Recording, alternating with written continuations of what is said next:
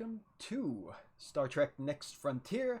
This is episode 10 of season 1. This is it. This is the season finale. That 3-year long season, mind you, but I mean sometimes they run long, so we are finally here at the end. We'll see how this turns out. I'm excited. I hope you are too. The last couple of episodes have been a sort of continuation, not necessarily a part 1, part 2 situation, but following the same story as the crew closed in on the location of the USS Darwin, which they finally found at the end of the last episode, as you can see behind me.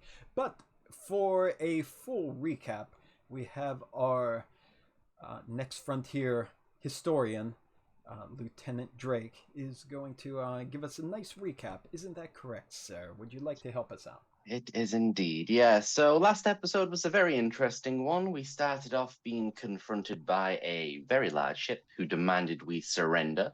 However, was a bit cautious of getting too close to us. After an hour of deliberating, we decided to try and make a run for it in the opposite direction after shooting a anti-deuterium pod. Our little plan, our ruse, was led by Commander Lolk, who, upon saying a trigger word, started the ruse, that trigger word being Starfleet. However, unfortunately for us, we were not able to get away from the very big ship. I don't know what type. But the ship decided to let us go after hearing Commander Lolk say that we were Starfleet. He then told us to go be with our kind. Excited at the prospect, we ran away and managed to do one of our little jumps into a very new space, and most importantly, not an empty space. There we saw a star that was infinitely far away, as well as a planetoid that we managed to land on, and find a very unusual situation of an old lady sat on a chair looking at the distant sun. We asked her a few questions about where the hell are we, what's going on. She spoke in circles, which didn't really help, before finally pointing off into a distant edge of the space, telling us to go save our friends. Again, excited at the prospect of finally finding the Darwin, we jump back on the ship and head off in the direction that the lady pointed. After a bit of time, a few, I believe they were space mines, set off, and before us appears the USS Darwin in all her glory. They hail us, we answer, and they say, surrender your ship, your biological, technological, and cultural aspects will be assimilated. We are Starfleet, which was a very depressing end to the last episode. But thank you, David. There we are. Yeah, that is Quite all right. where we are. Is there anything else anyone wants to add in that has been left out? Any other detail? That was, of course, the main plot from the last episode, but anyone, now's the time to remind our viewers what the heck else is going on. I think we got it. Well, I mean, right at the very end there, Lieutenant James. Oh, yeah.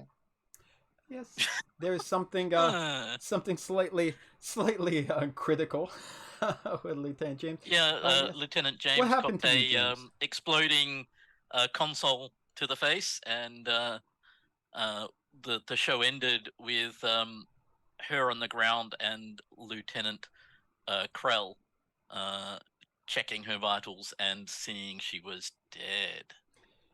Dead. Don't you hate when that happens? Krell always finding dead bodies everywhere. And it's a little suspicious, really.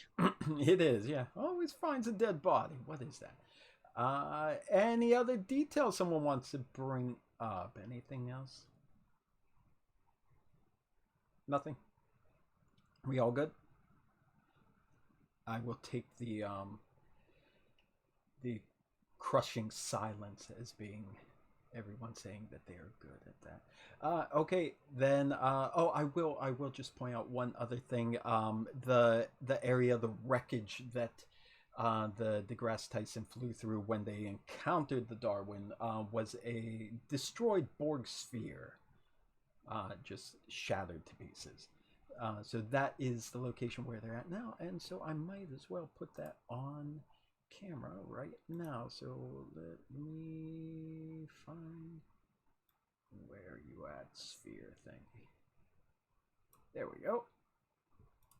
Can you all see that? Yep. Okay. Looks great. Yes, sir. Yep.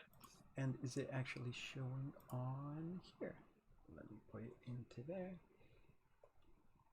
So OBS can see what the heck we're talking about over here. The least intimidating looking Borg Oberth we've ever seen. See, that's it. Honestly, that's why I picked an Oberth, because nobody cares about the Oberth. Like, even when you see a Borgified assimilated Oberth coming at you, you're not really even scared. You're like, oh my god, oh. I guess it's the Borg. Okay. So that is where you all are, with that distant star that is reading as infinitely far away in the background there, that everything is slowly drifting towards, kind of, in its odd way. Again, everything's weird in this little pocket universe that you found yourself in. I will say, to start this episode, this is a season finale. Things are getting a little more hectic than usual. We have 6 players today. We are doing 3 threat per player to start here. So the starting pool is 18 threat currently. So that is where we are now. And of course, it's a new episode, so 0 momentum at this point in time. Let's start the first scene, though. Just picking up as this episode begins. Let's start in engineering, where you have the little klaxons going off because there was an explosion in there. There's maybe gas jets of coolant shooting out that engineers are racing to put out. You had, of course, we'll do the quick flashback scene of Lieutenant James being blasted away from that console that she raced in to try to repair before it could blow. Too late, clearly. And she was thrown pretty much up to the ceiling, just above the door, and then dropped straight down onto the floor, where we find Krell came over, crouched down over, cannot find life signs at all. Krell, you called for a medical beam out, did you not? Yeah. Grill to sick bay. Medical emergency on. Anyone know what deck engineering is? Do we have it on here? It says deck 7. Deck 7. Grill to sick bay. Medical emergency on deck 7. We have an officer down. That sounds a little policey, but you know what I mean. Yeah. Roger that. All right. Okay. So you call to sick bay. You get affirmative come from sick bay. They said they'll prepare emergency medical transport. Meanwhile, on deck 7 at the same time, there is a medical officer. What rank is Brooks? Brooks is an ensign, correct? An ensign. An ensign. So Ensign Brooks is stationed on deck 7, and as a member of the medical team, when there's an emergency, the comms will go let everyone know where that is. So you hear that there is an officer down in engineering, and you are nearby Ensign Brooks. Well, she will go rushing to engineering. Okay, and I just where the call came from. Kindly already put her icon on there just to be safe, because I expected as much. All right, so you rush into engineering. You see Lieutenant Krell crouched down, checking on someone very familiar to you, Lieutenant James. She rushes in and sort of bit of a shocked look to start with, then quickly heads over and checks the vitals. Okay, you don't have to roll anything for that, because it'll just be clear as you're checking that you're getting no life signs at all. Even her body doesn't feel exceptionally warm. It's not cold, but it doesn't feel. It feels colder than it should be for a living person. Yep. She'll then, I guess, tap the communicator, a computer emergency beam to engineering to sickbay. You get the call in and you get an affirmative again. But they're not talking to you. It just things are clearly hectic around the ship now. You got warning signs going off. Krell, what are you doing now? There is a medical staff member in here at the moment, but things are, of course, a little. There's some kind of feedback that went through, and the ship is clearly having issues. Ensign Brooks, I need you to stabilize Lieutenant James. Ensign Turan, give me a damage report immediately. What the hell was that? Turan, he is going on to his controls. You could see as he's looking around, like his face, he just looks exasperated. Like, I don't know what to tell you, Lieutenant. We're just getting a constant feedback loop here. I think just the way our systems are stretched to the limit, they're just starting to give out now. I'm not even sure where to begin. Lieutenant Krell is going to go to the console opposite to him, and he's going to try to see if he can find the source of that issue. Okay. Why don't it's not necessary, but why don't you do a difficulty 0 roll to try to figure it out? Maybe generate a little bit of momentum to start off with. Okay. What will those be again? Control it and would probably engineering. just be a control and engineering, yeah. Task roll 1. Task roll, I believe that's the dice on roll 20, right? So it would be task roll of 2, and Okay. complication range of just 1 right now. Just 1 right now. Okay. I always have to go over this again. I'm always rusty. That's okay. Good. All right. So that is 1 success, and you needed 0 successes, so you get 1 momentum into the poll.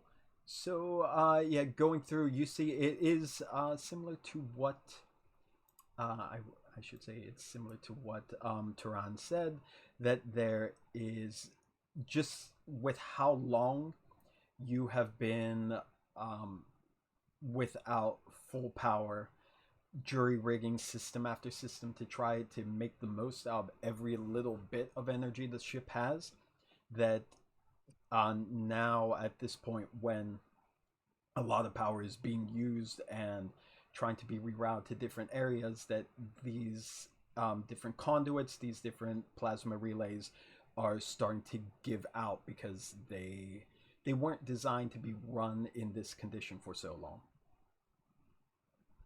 Okay. Lieutenant Krell to the bridge.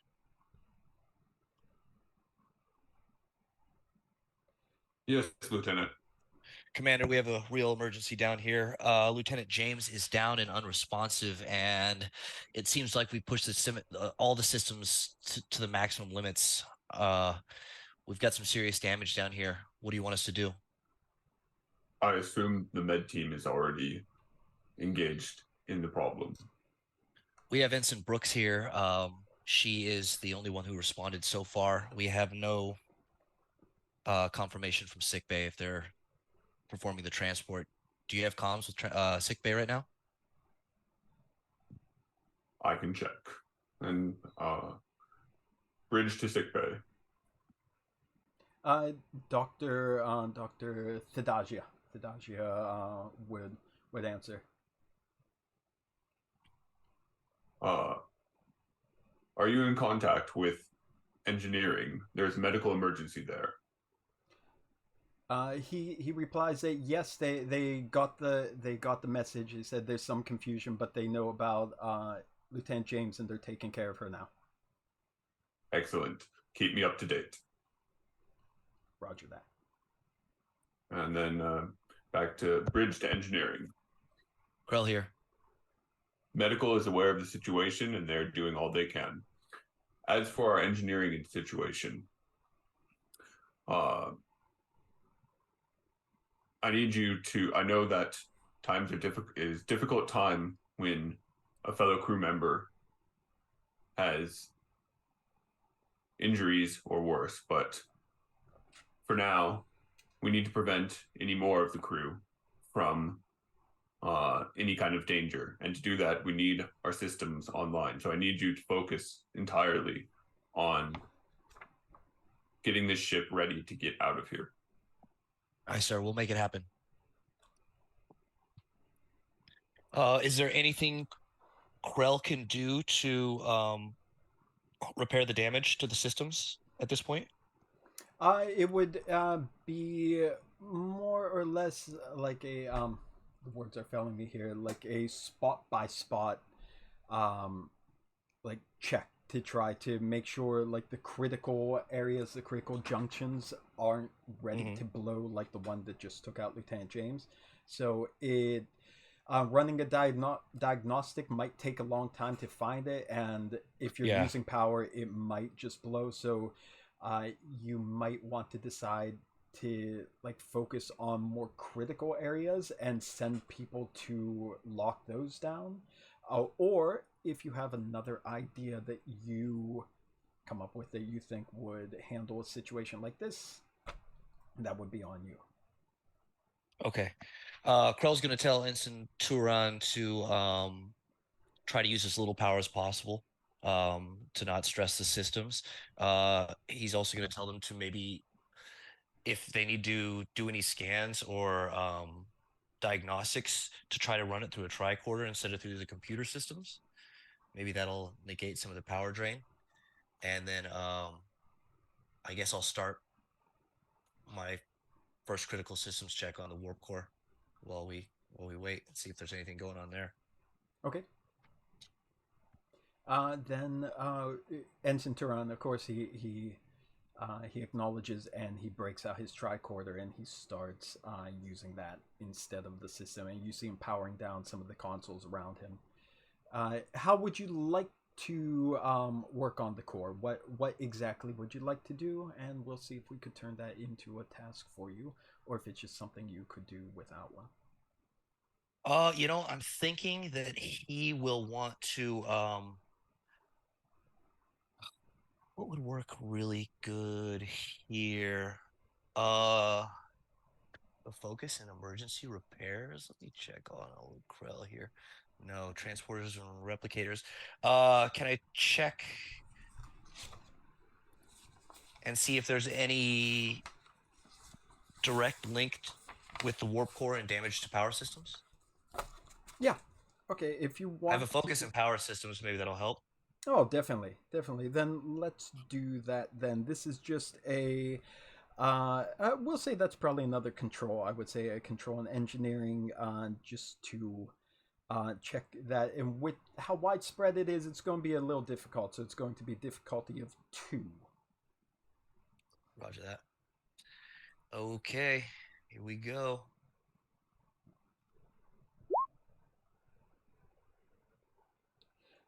No, from the looks of it, and and a complication, it would seem. Okay.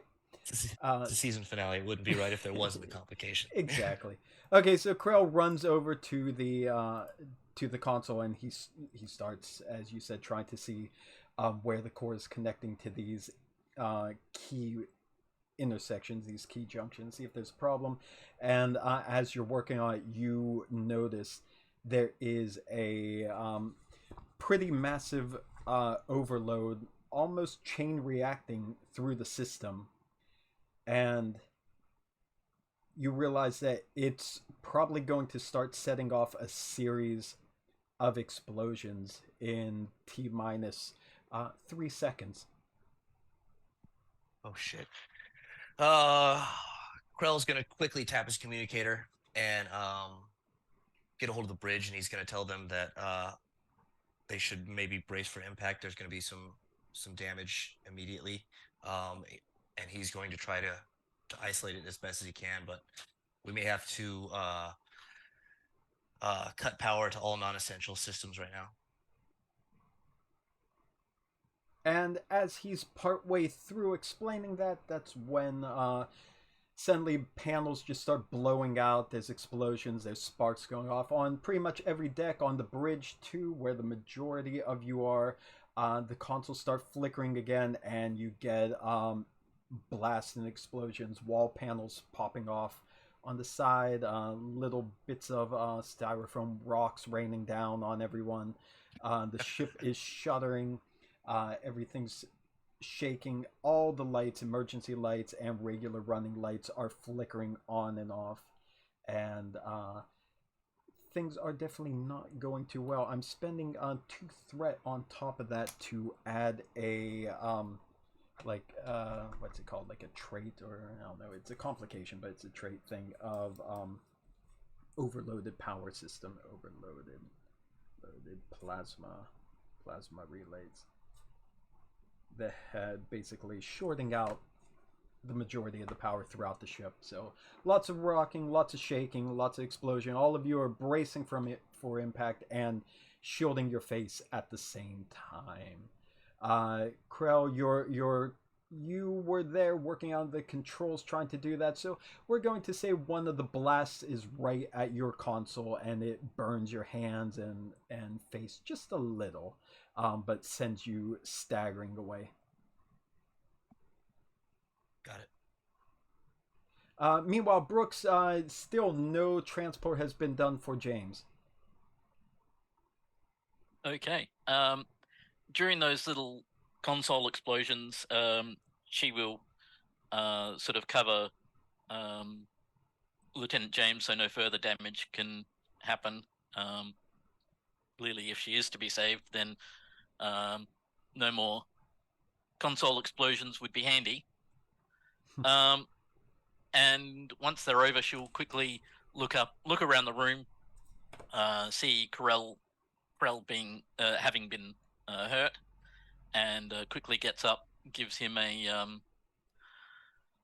hyperspray, painkiller or something like that, and quickly does a scan of the injuries. And if there's anything she can do right then and there, she'll do it to help the burns. Yeah, that should be easy enough for her to do. He's not severely injured or anything. Yeah. Cool. She'll then say to Krell, I don't know why the transporter's not working. I'll head to a sick bay and see if I can do anything from there to get her transported. Understood, Ensign. Should we not move her at all?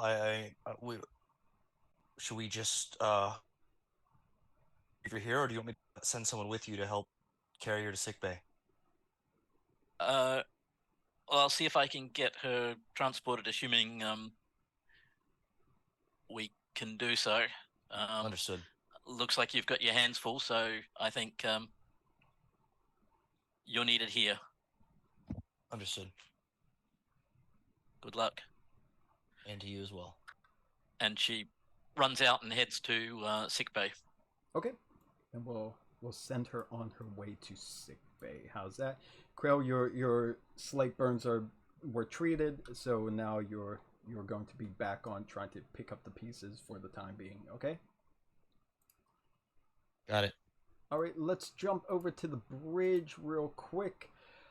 Bridge, you just recovered from that as you were still dealing with the issue of you have a seemingly assimilated Oberth class science vessel, the USS Darwin, coming your way, just slowly approaching through the void as you are stuck with that, whatever that power dampening thing is that hit you and slowed you down when they start contacting you. Is this Well, at least it's just a science vessel. Yeah, you're all laughing because it's no birth.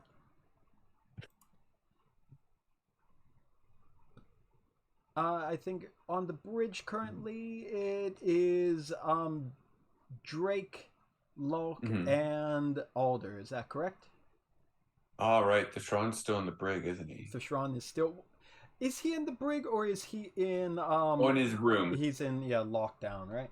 Whatever it's called. Oh, okay. So I was sent to quarters. Yeah, you were. Right.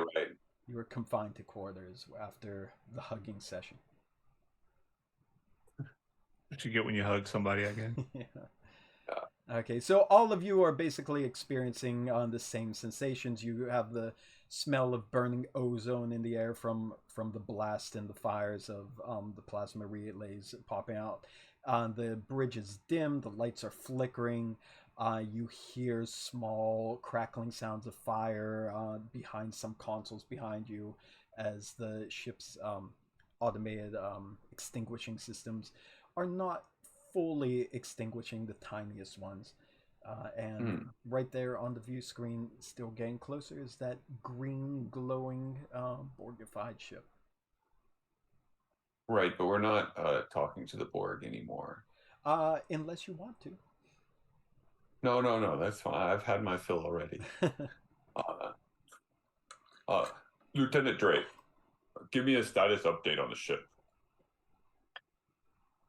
We seem to be having system failures throughout the ship, Commander. The power relays seem to be overloaded, and I don't know how much we're going to be able to get out of her.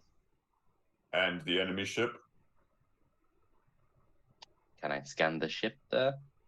Sure, of course. Go ahead. Do a tactical scan on the ship if that's what you want. Lieutenant Alder, if you would like to support on that for a more scientific scan as well, you could jump in on that. I suppose I could.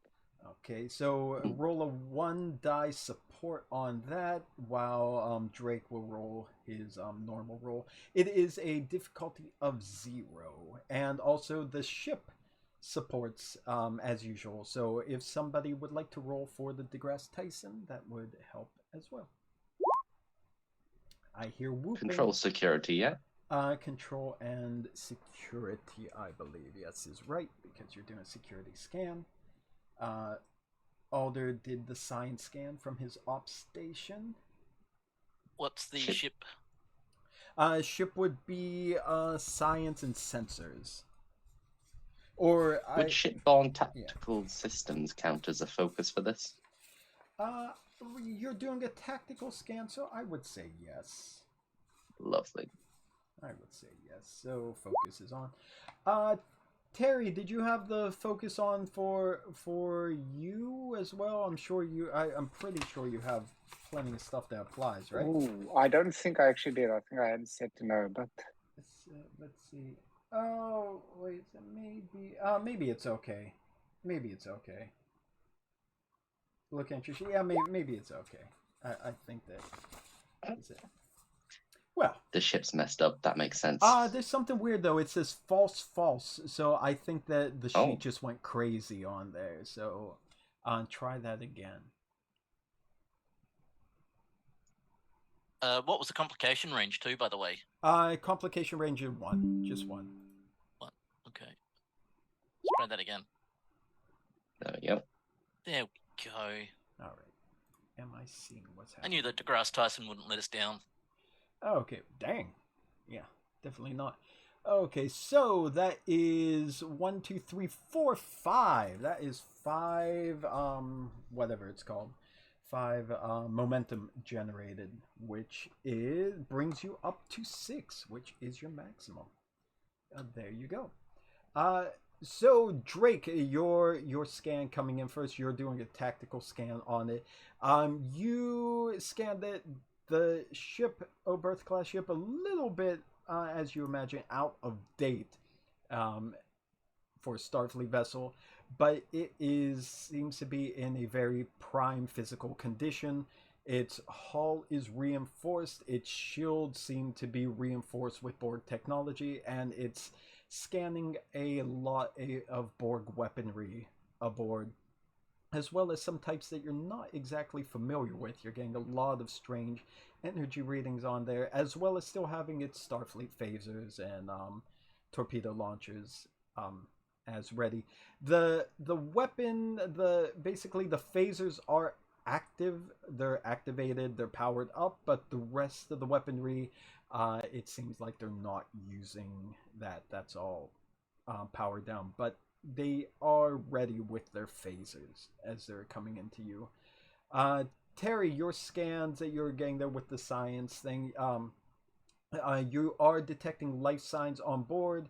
You're detecting a mix of course, Borg and Federation technology, as well as smattering of other technologies. Some seem familiar, like you do detect some components that are similar to the group that was hunting you earlier in the previous pocket. So it seems like they have adapted some of that technology into their vessel as well.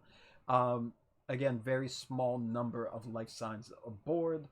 You get you're detecting human, you're detecting like Bolian, other Federation type races on there, and some unknowns, some new ones as well. And of course, either of you could spend momentum for obtain information for any specific questions you would like to ask. Yeah, what's the power situation like? If I can find out. Okay, so one momentum for that, yes? The Yep. power situation, they seem to have a pretty, at least in comparison to you, it seems like they have a pretty strong reserve. It seems like from the scan, so you're looking at the power, the systems on it are just now coming back online, so you could assume that the ship has been sitting in standby, probably a low power mode until they detected you. So it seems to be a means of conserving their power, which they do have a fair amount, but I wouldn't call it at full power, but definitely far more than what the DeGrasse Tyson has.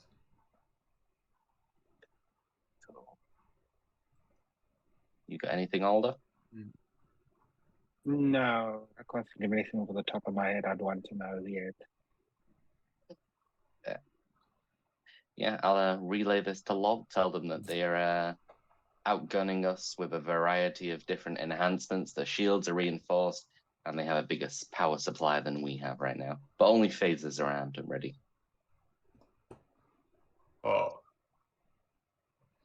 Do they have torpedoes? They have torpedoes, yes, Commander. All right. A quick aside note here. Mm-hmm. We really need to do everything in our power to not let our ship get blown up, because how sad would it be if we actually get DeGrasse Tyson to see the ship and recognize it, and then the next episode, before anything, it's just destroyed. Sorry, we actually moved on to another astronomer now. We're now crewmen on the ship, the USS Bill Nye the Science Guy. Yeah, that might be good, just in case he does tune in. He's like, hey, I'll check these guys out, see what they're about.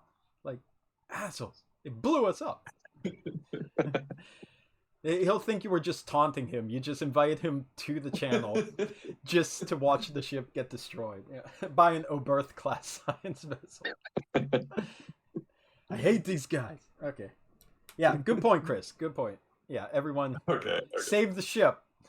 Save the ship. Never mind, die. Just for that one reason. We can all perish. That doesn't matter. Just save the ship. Okay. For Neil. You send it back through the rift. Okay. Okay, so so I'm gonna, or Lolk is going to contact the captain, Sabak. Mm-hmm. So Commander Lolk to Captain Sabak. Or Savek, it's your choice. Savek. Classic Savek. Captain, I want to say Steve. Criticism. You don't get a reply. All right. Well, okay. Well then, I guess we'll just move forward then.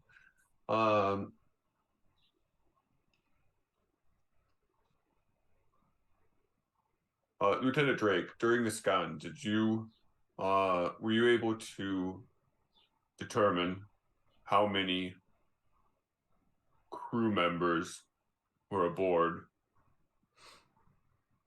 the enemy vessel?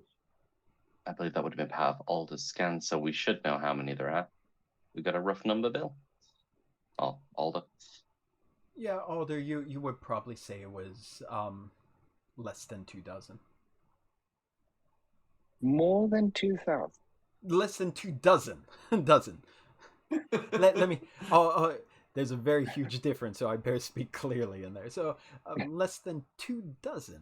Less than that. Not maybe an accurate head count, but you definitely have fewer than 24, to be more specific. Well, if this was an episode of Picard, we could easily take them in close combat. Definitely. 24 nothing.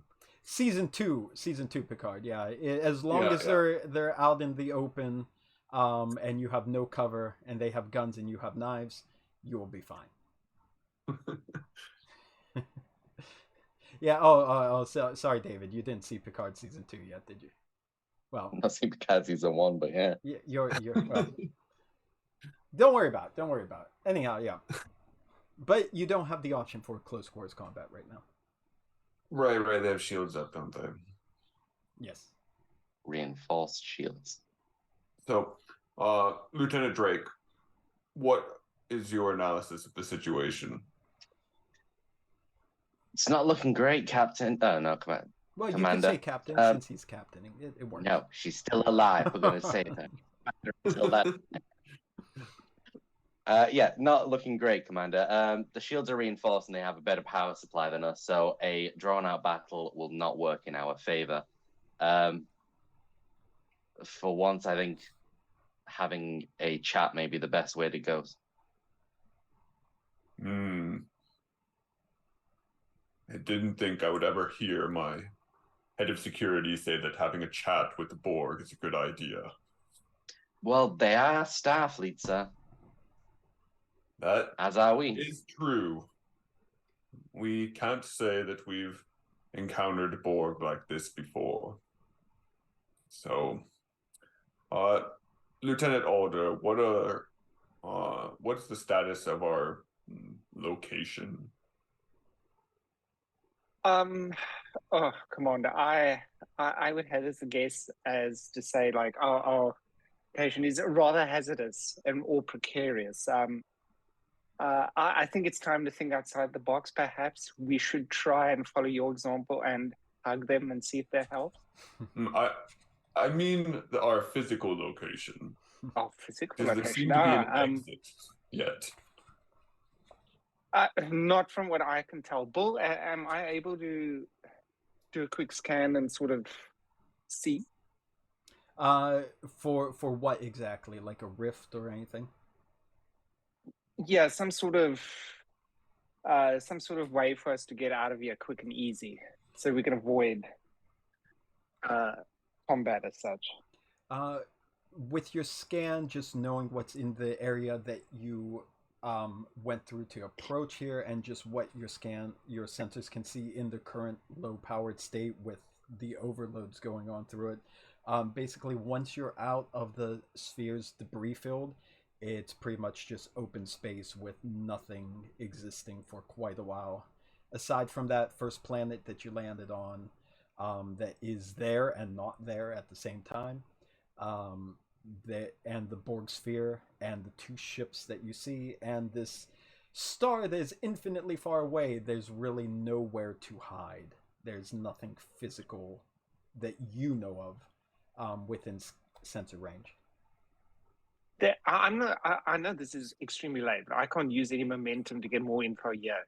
Sure. I mean, you did your scan. Nothing else has really happened. So you're looking at the data now. So go right ahead. Are we able to outrun that the Darwin? I won't even use a point of momentum for that. Just with how, if your engines were fine, a Nova compared to no birth would be no problem. But with the recent blowout of the power relays, all centering around engineering, it's going to take some time to even get you into like a decent position to run, but also to push yourself in like racing away from someone who's chasing you, you're going to be expending a lot of energy that is not going to be coming back. So you'd have to plan it very carefully if it came to that. Okay. I relay as such to Commander Log then. Were Lieutenant Drake, before we left port, our anti-Borg mechanisms were fully up to date, weren't they? As per Starfleet standards. Of course, Commander. And can you check when was the last Borg Defender update from Starfleet? I'll check Windows 1 second. Boo, boo, boo, boo. I'm guessing recently. It says drivers need updated. A little paper clip appears on your console. It looks like you're trying to fight off the Borg. Your Yeah, ship it is was blue restarted. screen. Would you like to do this now or later? To finish installing updates. So I think you're good with your answers. Go ahead, David. Yeah, we were updated just before we left, Commander. So everything is as good as it's going to get in that department. And they are seeming to be quite an older version, so we might have the upper hand there. Precisely my thoughts. If they've been stuck here for 60 years, then these might be quite an outdated version of the Borg, and our defense systems might be able to neutralize some of their programming. So possibly, we can try connecting to them and fighting them on their ground, not in the physical world, but in the digital realm. We might have the upper hand there, even though our ship is badly weakened. In fact, it might be the only battleground, and the first time that Starfleet can win and have the upper hand with the Borg outside of the physical realm. Damn, this took an interesting turn. Yeah, let's do it. I mean, that sounds like a viable option, Commander. Who's probably like our best, I guess, computers programming personnel? Look to your left. On the bridge. I don't know where you're at on your screen. There's Alder right there. He's like a living computer. Yeah, I guess probably Alder, right? Oh, I should be able to help out with that. Yeah, so Lieutenant Alder, I would like you to start probing their systems and see what you can do. And look at our current Borg defensive capabilities. See if you can come up with some sort of attack package that we can send at them. It's sort of like a old school virus. Yes, precisely. Okay. So, well, I suppose I can start programming something like that from my side to sort of for us to transmit through to them. Yeah. To disrupt their systems. Yeah. The absolute ideal situation would be a full would be to fully take them offline without having to destroy them, such that we could not only bring the ship back, but possibly even save the personnel that are still on board. Okay, sounds doable to me. I can definitely work on something like that, Commander. I'll get it to you as soon as I can. All right. In the meantime, I'll try to delay as much as possible and give you as much time as possible, you and engineering. I'd appreciate it, Commander. Okay. So think about the plan, what you want to do. Like with the programming, how you're going to organize, who's going to chime in, knowing that time is of the essence, so that's really going to bump up the difficulty and or complication range. So think how you want to do it, and I'll jump back to you in a second. but I have to do a quick scene real quick with Lieutenant Thishran, who is just kicking it in his quarters, watching reruns of Perfect Strangers on his computer. Just has nothing else to do. I'm trying to find his quarters, or what would be his quarters. There we go. There's quarters, there's nickels, there's dimes. We have everything here. What do we have? Hang on a second. So, Thishran, we'll put you in officer quarters. So, Thishran, just taking a couple steps back there. I have way too many pages on Roll20 here. I'm too old. I don't know how to multitask. So, Thishran, you are in your quarters. You are on lockdown, pretty much, even though it's not really something they can strongly enforce at with how crazy things are in the past few weeks here on the DeGrasse Tyson. So you were there doing your Thishrani things as you experience the same, like, definite power failures, fluctuations, and then moments later followed by massive explosions rocking the ship. Even in your own quarters, you're getting the lights blowing out, flickering, things shaking off the walls, panels falling off. So clearly there's a lot happening to the ship.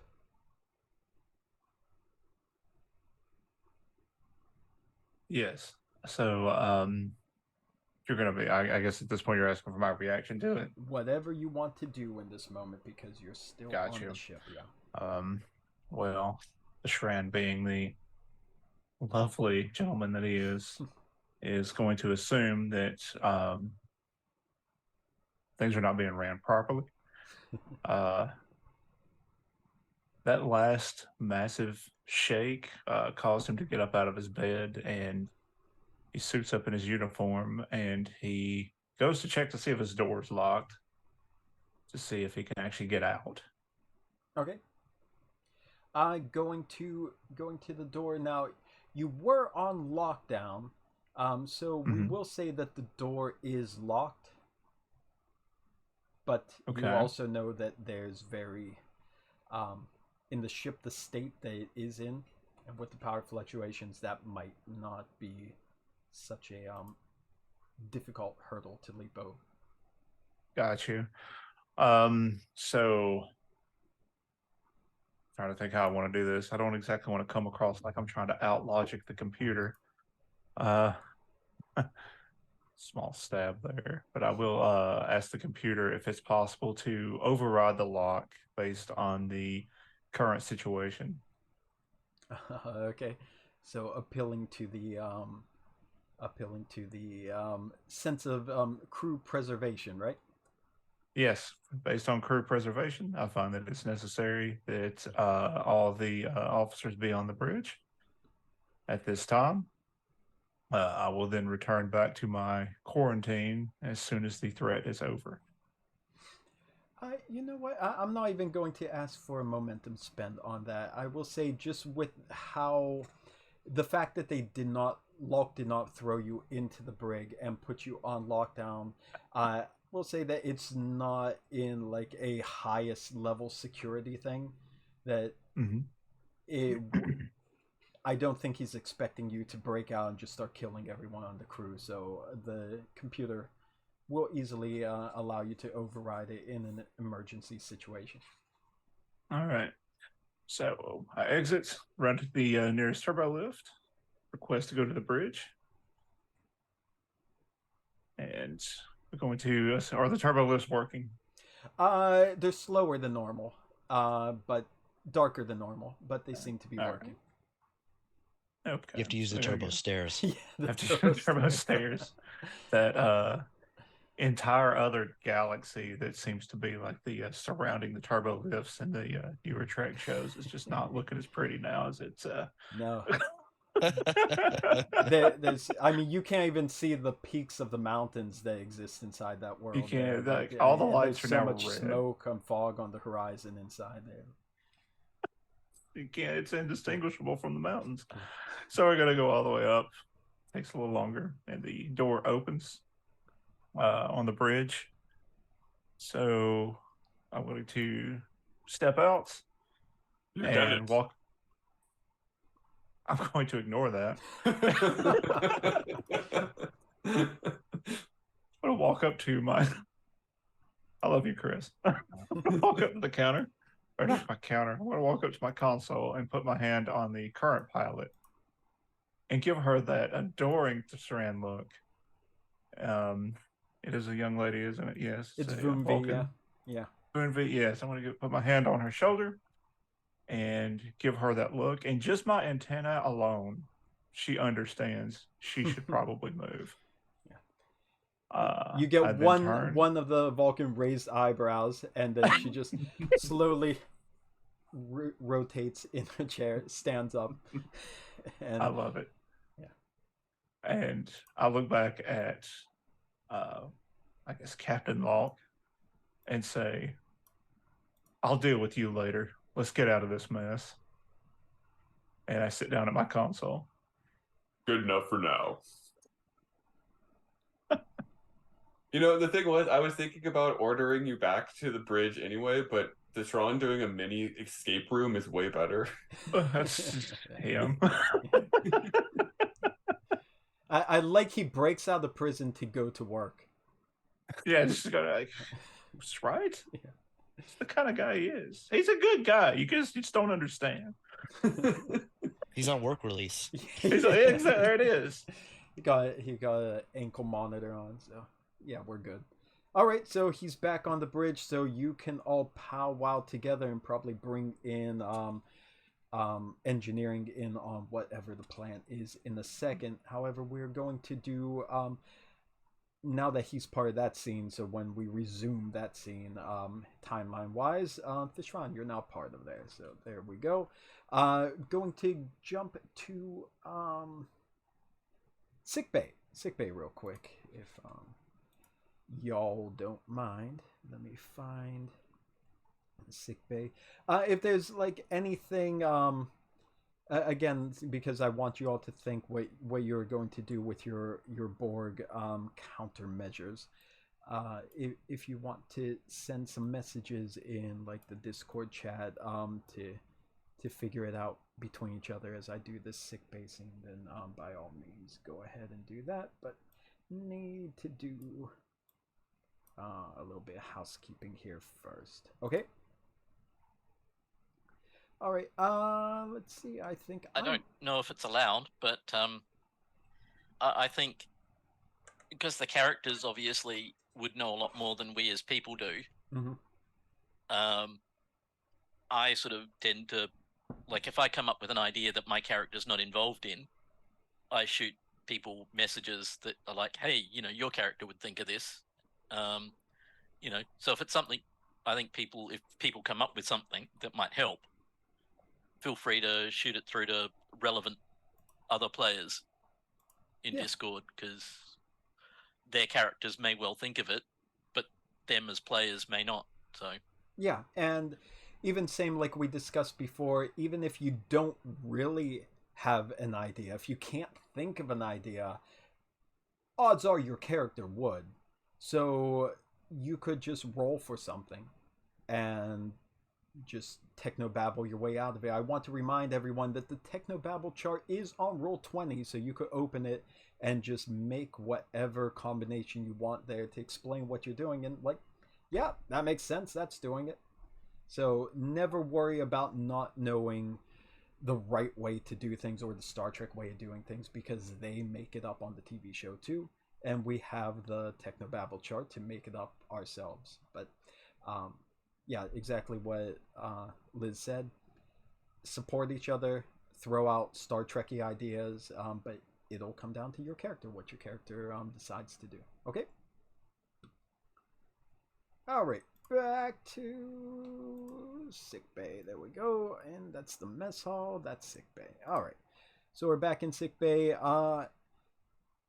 Ensign Brooks, that's it. It's Ensign Brooks. You arrive into sickbay finally. You made your way there from deck 7, and when you get inside, you see Thadagia. I think think it's Thadagia. Yeah, you see Thadagia and just some other sick bay co-workers of yours working. Lieutenant James is there now on the bed, so she has arrived by the time you got there. Okay. She'll rush on over to the bed. And Dr. Thadagia, do you need a hand? I see you finally got Lieutenant James here. Well, I'll speak for Thadagia, since our poor Thadagia is not around here. He'll look at Brooks and say, "Yes, Ensign, I need you to get a hyper spray over there. It's already preloaded. Please bring it this way. We need to treat her. I can't get her conscious." She grabs the hyper spray and sort of hands it quickly to the doctor. Okay. He gets it. He double checks to make sure that the medication inside and the amount is appropriate. Administers it. He's connecting her up to different consoles. As you're standing there, Brooks, you notice like James looks. She looks a bit different from when you left her down in engineering.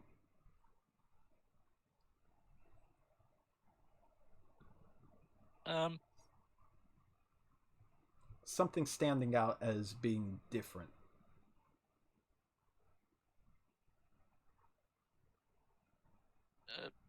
What's happened? What's her diagnosis, Doctor? She looks a little different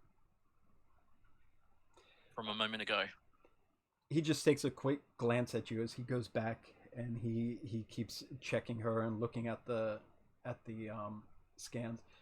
Like, what do you mean different? She looks how I remember her. What do you notice, Ensign?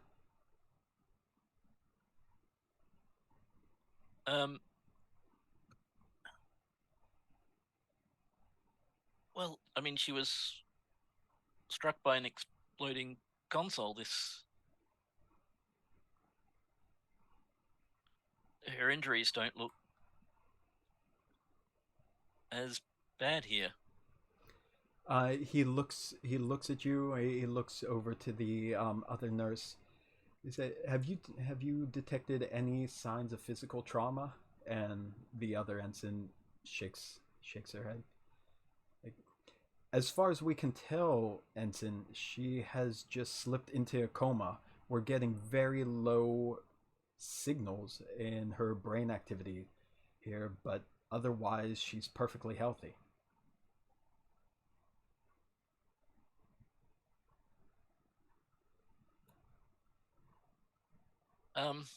Interesting. I don't understand. She came in like this? When we transported her in, yes. Beamed in like this? Yes. Yes, this is the condition we found her in after we got the message that Lieutenant James was down. We beamed her in, and this, I didn't have to do anything. She was just unconscious, but I'm unable to bring her to. Ensign Brooks sort of goes up and feels the pulse, like she would have, or scans probably, rather than feeling the pulse, because that's, technology. To see if she can replicate the same scans she got down in engineering. In engineering, when you checked, you were getting no life readings at all from her, but here you are reading. It's similar to what Thadagia said. Like, she is alive, she is healthy. It's just you're reading very minimal brain activity. It's suggested that she is in a deep coma. I bring up both results on the tricorder and sort of hand it to the doctor. this is these are the scans I took earlier, and these are the ones now. They I don't understand how this could happen. He looks at the results. Perhaps your tricorder is malfunctioning, because this is not detect. Clearly, you didn't detect anything on your first scan. But this is the scan now. It looks like the 2 scans there. Why would it be working now and not before? Could there have been like I said, interference I in don't engineering? understand. Could there have been from the explosion? That must have been it. I mean, there's a lot of things going wrong down there. I guess I'm not. Engineering wasn't one of my fields. Nor mine. And to be perfectly honest with you, I'd much rather be piloting than taking over a sick bay, but here we are.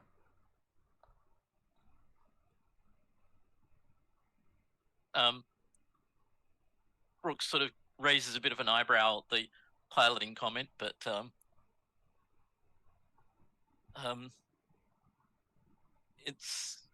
it looks a lot like she's now almost sort of brain dead. Unfortunately, that is how it appears, Ensign, and I can't explain the results I'm getting. And you said it was from an explosion. From a console, I think. Krell said. I'm detecting no head trauma or any cranial damage. In fact, I'm detecting no physical trauma at all.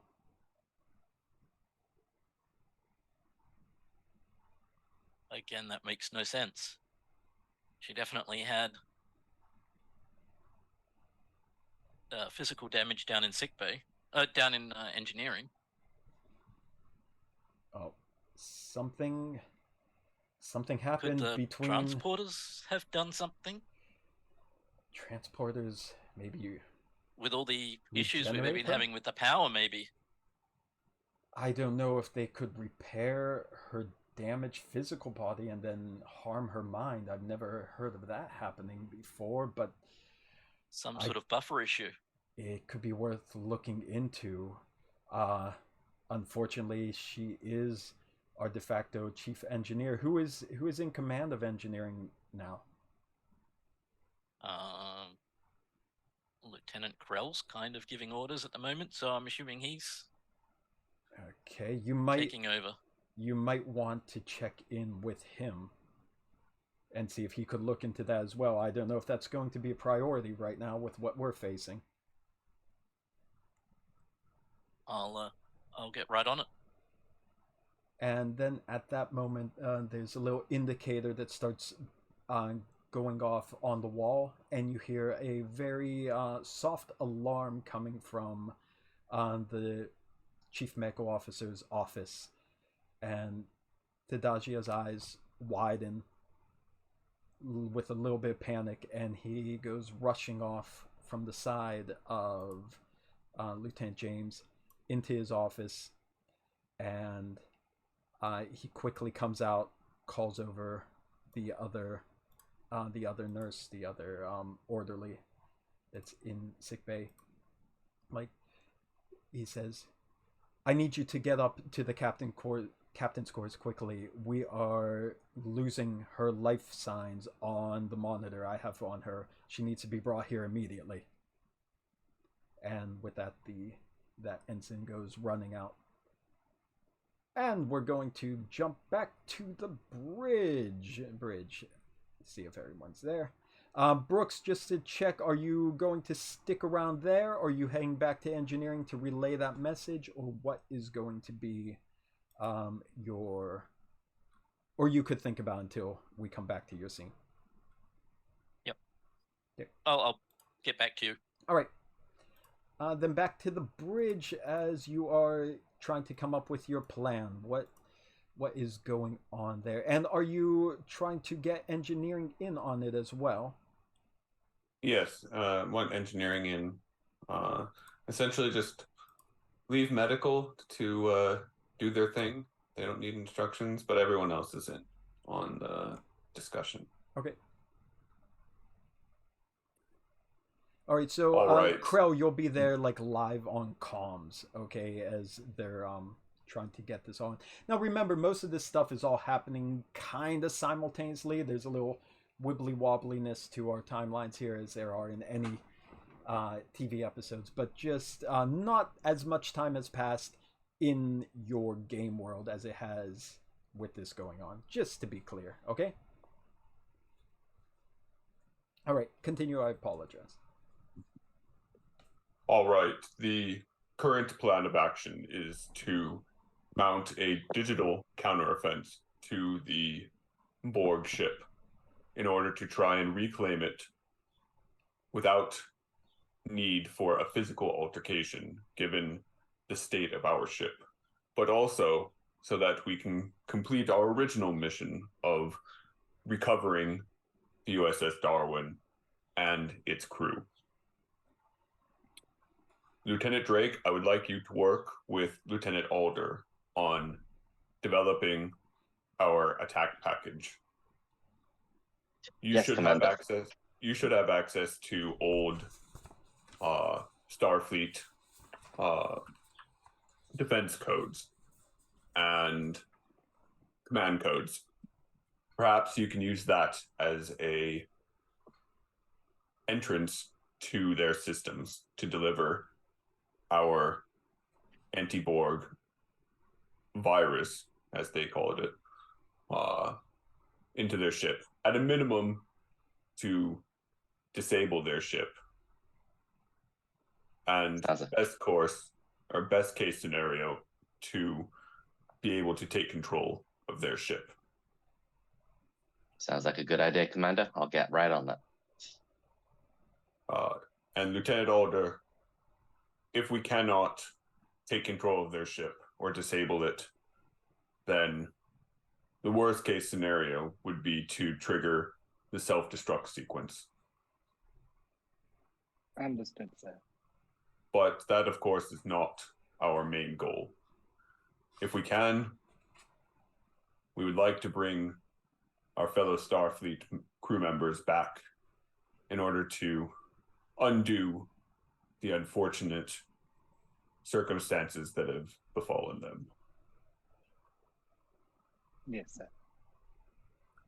In the meantime, I need engineering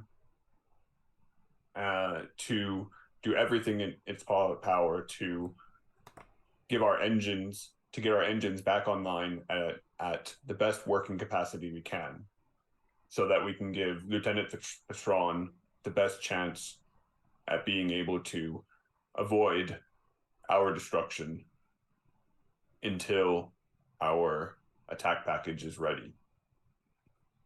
Aye, Captain. We've got all hands on deck down here, and we're working overtime as we speak.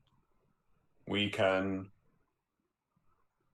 put a minimum amount of power and resources into our shields, enough to keep us afloat, but put no effort into our weapons. We need all of our resources going to engines so that we can give Thrawn the best chance possible to keep us safe. Understood. We'll focus on power redistribution as our main focus for now, sir. Excellent, Lieutenant. And Lieutenant Thrawn, I don't think I need to tell you what to do. You already know. Thrawn doesn't even acknowledge. He heard you. All right, everyone. I don't know that I can say we've been in worse situations, but I'm confident that we'll be successful. In the meantime, I will try and buy us as much time as possible by contacting the Darwin again. And hopefully, by the time they realize what's happening, engineering will at least have been able to get our engines in a working situation. So yeah, with that, I'm ready to. I think we're all ready to start on our parts, and I will hail the Darwin. Okay. Just let me know quick before the hail goes out what I want to know mechanically what each person is going to be doing, so I could set you all on that course while you do the distraction. Like going to be just evasive maneuvers, or just prepare to do evasive maneuvers in the event that they decide to start firing. Okay. Preparing to evade. All right. Or just summarize, fly good. Fly good. Okay. Alder, what are you doing? And let me know also if people are working on things in tandem or everyone's doing their own individual job. I'm going to be working on this sort of virus that Commander Lolk wants. At the same time, I want to also be working on a backup option of like a nanovirus or neural disruptor that, if I can successfully transmit it to the ship, should also cut them off from whatever ball collective they have. So that should also temporarily sort of disable their ability to function. For a certain amount of time, just as a backup option if we do need it. Okay. Which one would take priority? The virus to like try to disable yes. this? Okay. The one that Commander Lolks requested. That would be my main. Okay. Lieutenant Drake, what is your So mission? I'll be assisting Alder with the virus, as well as looking at implementing the command codes to try and override the systems, at least get the shields down, ideally trying to take over completely. Okay. And then Krell. Krell's down in engineering, directing the teams to stabilize power flow and mitigate energy fluctuations. Okay. So we'll say stabilize power flow. All right, so we'll say Krell, your task or the mechanics of what you're doing could be to try to cancel out the previous overloaded plasma relays to get that out of the way for everyone. How's that sound? Sounds brilliant, sir. Then Alder and Drake, you're going to be working together at least on that virus at first. And Thishran, you're basically on standby, so you could do some prep sort of navigational thing to determine how you would try to fly away. Would this turn very bad for you when things go south? Okay? So let's get those rolls at least prepared or started. At least, I think, Thishran, do you want to do any kind of roll for it? I think if you did, it would be something like a insight or a reason with con, because you are more or less preparing the course that you want to take. I could do that. Yeah, I've got a probably gonna go with reason. Okay. I like it because it's higher. There you go. And you're reasonable. The most reasonable guy on the ship. Yeah. Absolutely. Task roll 2. Going to be task roll of 2. Yeah, the difficulty for this is not going to be too bad. It's just going to be difficulty of 1, still complication range of 1. Okay. And I can't see anything, so 0 and 1. And that's all you needed. So there you go. You got your basically the initial course you want to take to provide the most defense for you. You have that pre-programmed into the ship and ready to go. Okay? Sounds good. So if things go south immediately, I assume you'll just kick the engines on and try to do that, right?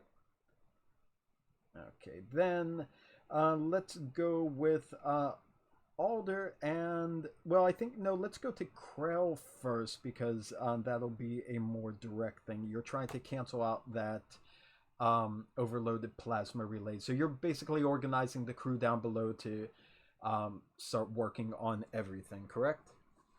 Correct. We got our sleeves rolled up. We're getting dirty down here. There you go. There you go. So, since you're organizing that in the moment with you down there in engineering, you're basically taking the leadership role. So, we are going to say that this is going to be a presence and engineering role because you are organizing the team to do everything. Is there anything that you can add to that? What about, let's see here. Talents, maybe? Let's see what your talents do. Yeah. Ops manager, technical expertise, untapped potential.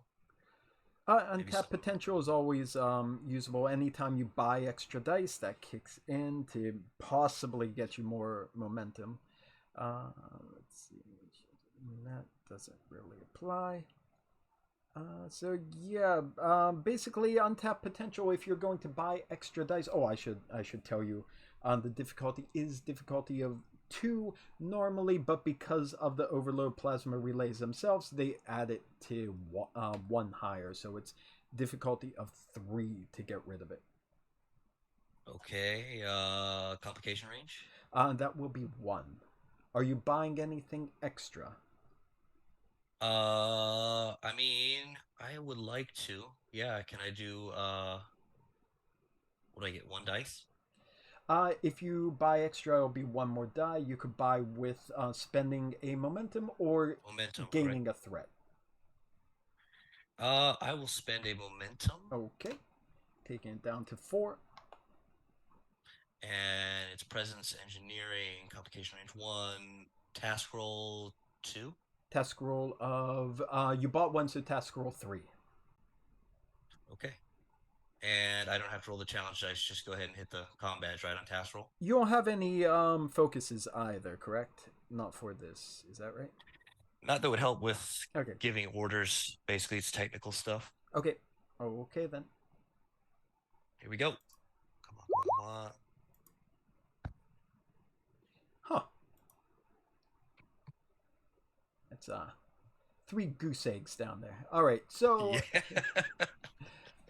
well, we'll say that due to the fact that you are kind of out of your element down there and you're just taking over, you're giving out the orders, but it's not going to be as efficient as you would like. So these relays are not going to be circumvented before they're needed.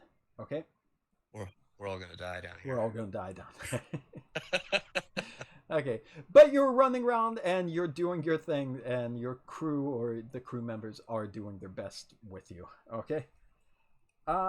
Going up to the virus now. The virus that Alder and Drake are going to try to work on. I think that would be, what would you say there? You're programming a Borg virus, so that is definitely going to be for you, Alder. It's going to be a science task because you are doing the computer stuff with that. Drake, you are probably going to be adding the security element into that to try to make sure it does what you need it to do to keep the ship safe, correct? Sounds good. Okay, so I would think that, Terry, what do you think? Because you're programming it, that seems like a straight up control, right? That makes sense. And I think for Drake, if you're not, since you're supporting and you're probably not actually doing the programming part, since that's the hard part, you're probably either doing the reason or insight on it to give your feedback of what you need that thing to do. So there's not a lot of time to program a strong virus. So the fact that whatever you get programmed in this short amount of time needs to do what you want it to do, correct? True. I will do reason and security as a 1 dice roll. That'll be 1 dice roll. Now this is going to be difficult because, of course, you are trying to take down the Borg with a virus, which usually isn't something that would even be possible, but you do have a very good idea of the fact that they seem to be outdated Borg and you have advanced knowledge over them. But it is still difficult, so that is going to be difficulty of 4. But you're also assisted with the computer as well that's helping you too. So somebody could roll for DeGrasse Tyson. Paul, any way I could throw in my value here, that there is no I in teams, I'm working together with Drake. Is there any way that could give me an advantage in this? You could either have it give you an advantage, or you can, since you're spending it on an action itself, you could use up your determination and gain 2 successes already for this. Let's do that then. All 2 right. successes, please. So, let's see, that is value 3. So all their value 3. Value 3, use positively, and you are, that's basically you rolled 1 die already of your 2, and it came up as a 1, is how that works out for this. Or no, you didn't roll the 2, that's your first extra die, so that's like die number 3, magical die 3 already rolled you 2 successes on it. So you need to get 2 more successes between your 2 dice, Drake's 1 die, and the ship's 1 die. Are you going to buy anything else? No, I'm fairly confident. Yeah, that's it sounds like you really set things up pretty well. Terry, have you used that value before? Can you like call back to the previous time, which will strike a milestone? I don't recall. I'm not. I don't think. Yeah. No. I know I used doing my part before. Yeah, I don't. But I don't think I've done. I don't think I've used this one yet. No. Not from what I can tell. No, not yet, because since you got that one, I see in episode 4 you changed it to there's no Iron Team from the previous one, so this will be the first time. Okay, I got it. Okay, so that's 2 dice for you, and you have a focus, I'm pretty sure, right? Yes, okay. Computers. Who's going to be rolling for DeGrasse Tyson? I can. Okay, if you got it open, that's going to be computers and science for DeGrasse Tyson. Focus is always on for the Tyson.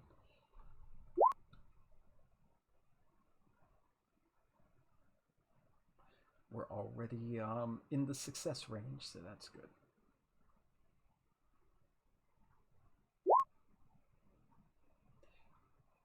And that's okay. We didn't need it anyhow. So we already got 1 momentum back. There we go. Oh, hang on a second. I gotta look at something because I forget every single time. I forget, Krell, you failed the roll, but you still get the roll for the untapped potential. No, you had to succeed at a task. Okay, sorry. I forgot about that. Okay, sorry, just going back. I just saw those 3 zeros scrolling up on the screen, so reminded me. Rubbing it in, man. Just rubbing it in. That triple threat of failure just staring me in the face. Okay, sorry, apologies. Okay, so you are getting the programming in. Like I said, it's a very short amount of time. That's why it was higher difficulty, but you are... you basically got everything you needed. And even without the computer adding more to it, Alder is pretty much a living computer. So Drake, you're just watching his hands dance across the console. Similar to how Data goes to work, and like you realize, hey, this guy must program viruses quite frequently because he's way too comfortable doing this. Which makes me a little unnerved as security, so I'm going to be keeping my eye on Alder going forward. There you go. But it all looks those like NFTs minting there. There you go. So that's going to be done underway. So getting it all underway. This is all happening in the meantime, and then Lulk, you are hailing the. I still have the command codes to set up, but I'm also going to add into that the setting up an EMP alongside the command code. So if we do get the shields down and the virus doesn't work, goes the EMP. Okay. All right, so the command codes will be the next thing you have to look up after this virus is complete. and Yep. that'll kind of be your way in to get the virus going. Okay. Mhm. All right. So you're going to be doing that, but we'll get to Locke doing his thing. So Locke, I guess, open up the comms. So, we received a hail from them, or I'm sorry, I'm trying to remember the exact detail. Or we hailed them first and then received the message when they said to assimilate. Oh, do you remember the chain of events, everyone? Was it that you sent the signal out to them first and then they responded with, they answered back? Was that how it went? I believe we got bombed and then they messaged us. Oh, yeah, that's right. You triggered off whatever is inside the wreckage, and then when you were hit with that, that's when they contacted you, when they appeared on the Okay, horizon. right. That's it. Okay, right. Yeah. Okay. So yeah, so I'll hail them and said,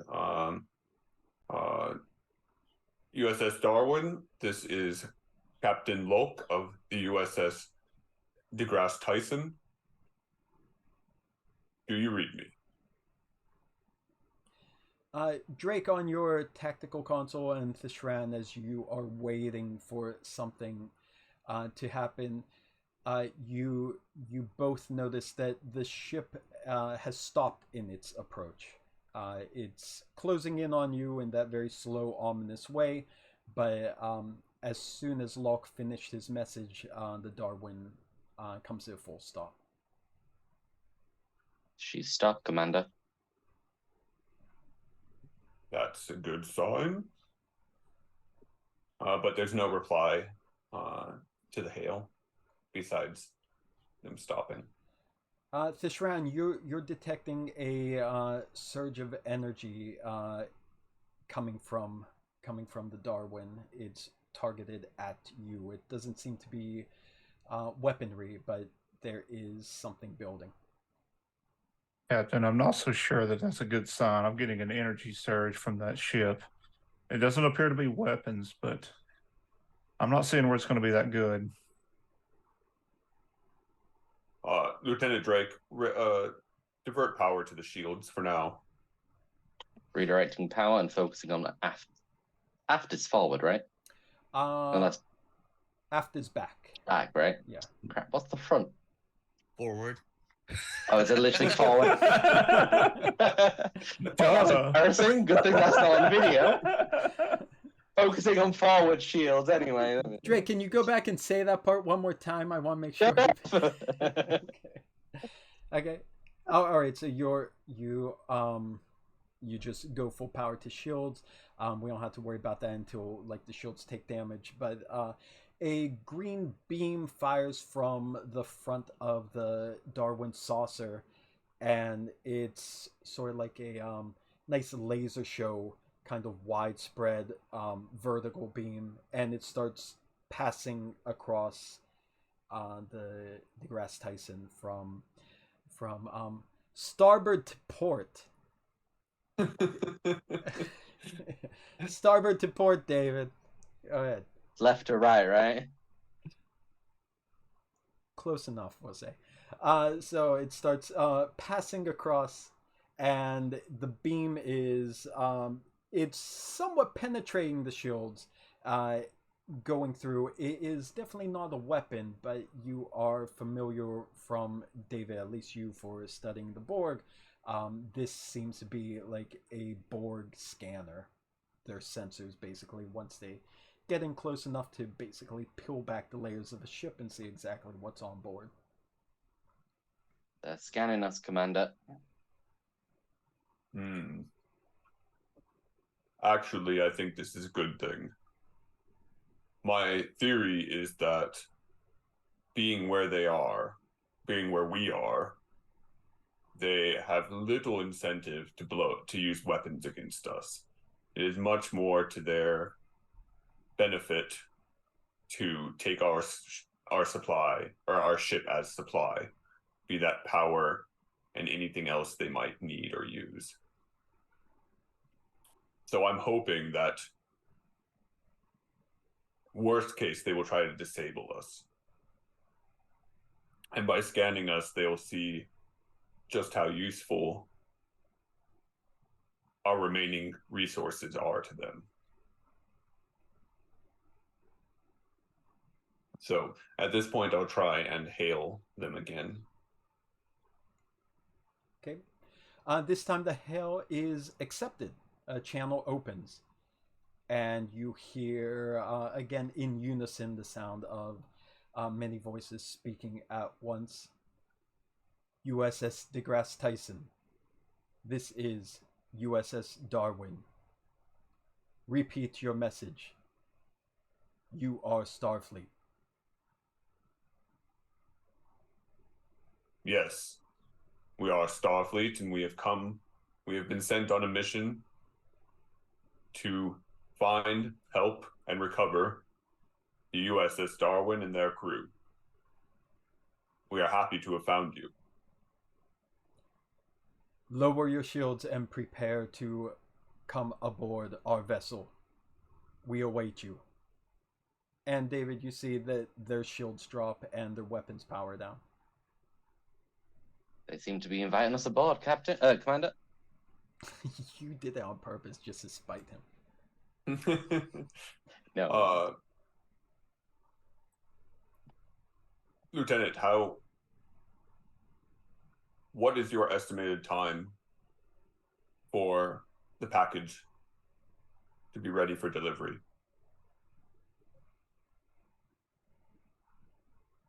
Would be Alder, no? Did I not say Alder? You said Lieutenant. There's a lot of us. Sorry, Lieutenant Alder. Yeah. There's a lot of people on the bridge pointing at the Bull, give me a heads up. How are we looking on this? I would say that because it's not an instantaneous thing, but you did program it quite quickly and you did it very successfully. You would need just a few minutes, more or less, to get it to the level where you and Drake programmed it to. So you could have it in a handful of minutes. Come on, Alok, we should be done now with it. Excellent. Drake would still need to have that opening link to connect into it for it to work, though. Would they, in the scan that they did, in a typical scan, is that something that, or would they be able to tell whether our specific systems are online or offline? You want to answer that, Drake? Borg scan? Well, yeah, with a Borg scan, they'd probably be able to detect most things about, depending on how in-depth the shield was, and not shield, the scan was, but given how Borgs usually do things, from my understanding, they would know our general condition. So what systems we've got online, what's damaged, what's not. So that they would be able to see that our transporters are working or not. Would have imagined so, yeah, especially as they invited us over. But it's a 60-year-old ship, but yeah, I imagine they should be able to know that. Can you go down to the transport room, take a wrench to the command panel real quick? Start yes, shooting Commander. Everything. Oh,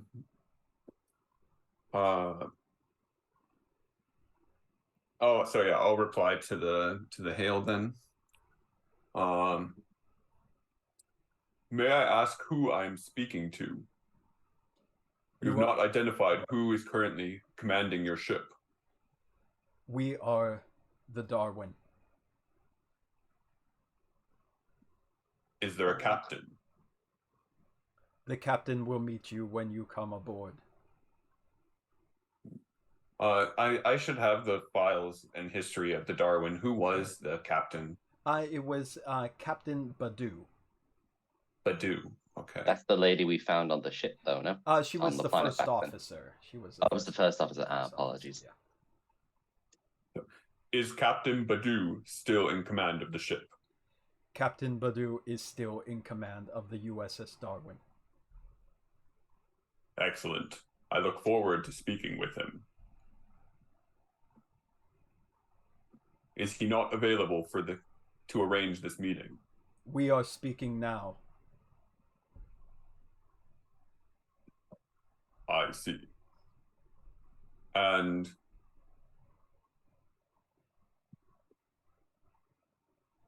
why is it that we must meet on your ship and cannot speak to the captain directly now?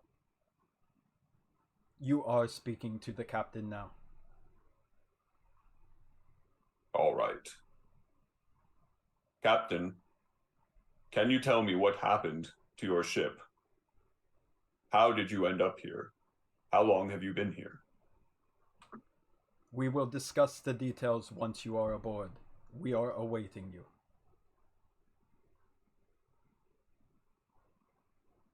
I look forward to learning about your trials and difficulties over the last 60 years. Myself and a detachment will be over to learn of your current situation.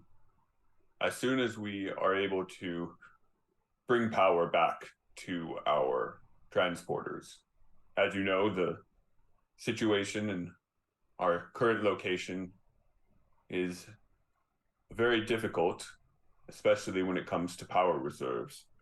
So we have not put priority in being able to use the transporters, as we've been trying to keep other more valuable systems online.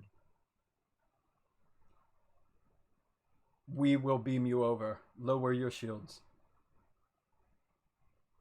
Well, that's Yeah, I was thinking that as soon as you started saying that, oh, we can't do it. I'm like, they've got a lot of power. They're gonna beam You're us over. Commander, Commander, Shut up. you have transporter allergy.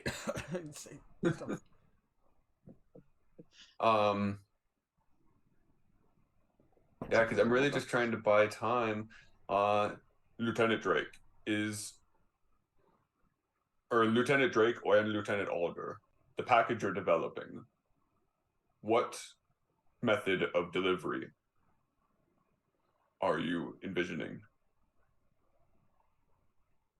Admittedly, we were looking at remote access. However, it may be easier to install the virus with a direct line. Their shields are currently down. Does that make it any easier for you to do this remotely? It would. It's whether or not they notice us doing it at the time and decide doesn't matter that we're Starfleet. Wouldn't we be able to encode it into a transmission? So if we are hailing them, we are actually transmitting the virus as we are talking with them.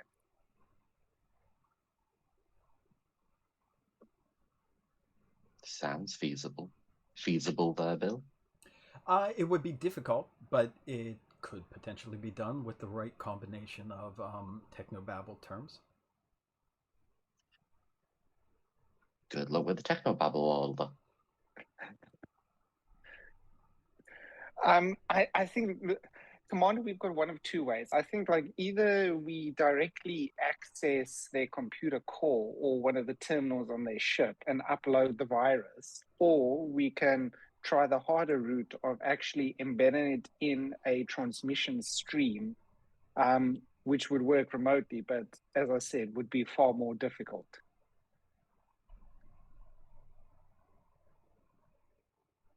Lieutenant Drake, should we send an away team onto their ship? How difficult do you assess it to be to access a command panel and upload the package physically? Commander, if I could quickly interject, one alternate strategy might be to actually not encode it in our transmission, but encode it into the transport signal itself.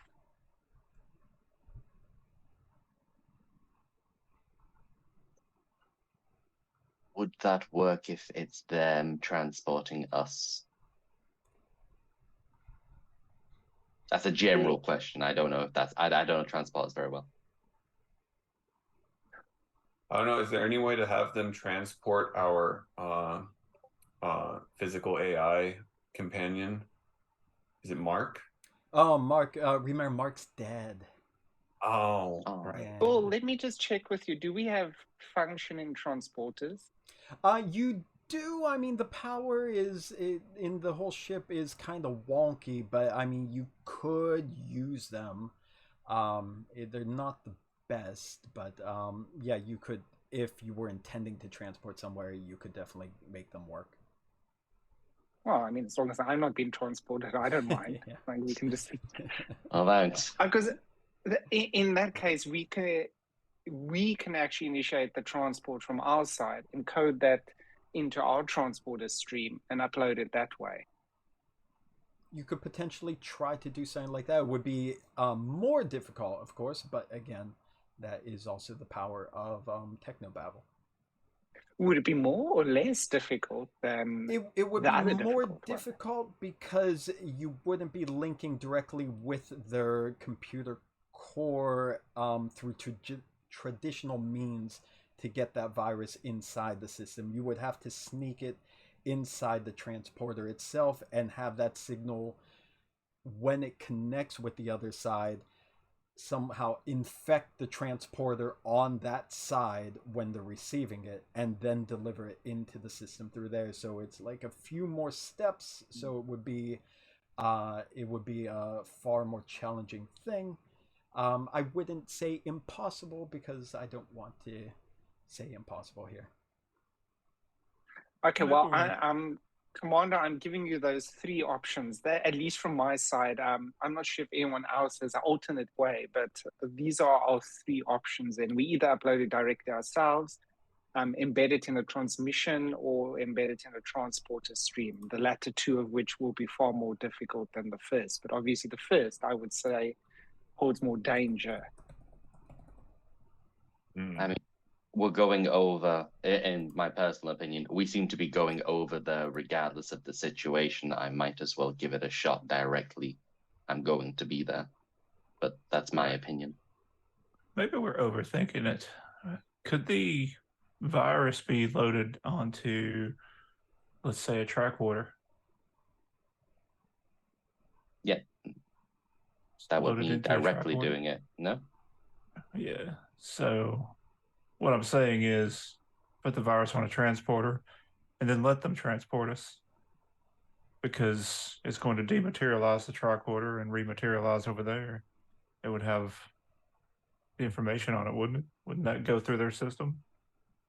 It would be similar That- to that- Alder's right. transporter idea, where you're needing to create another way of delivering it once it's in the beam, rather than just having the data. Otherwise, it would just I see. transport.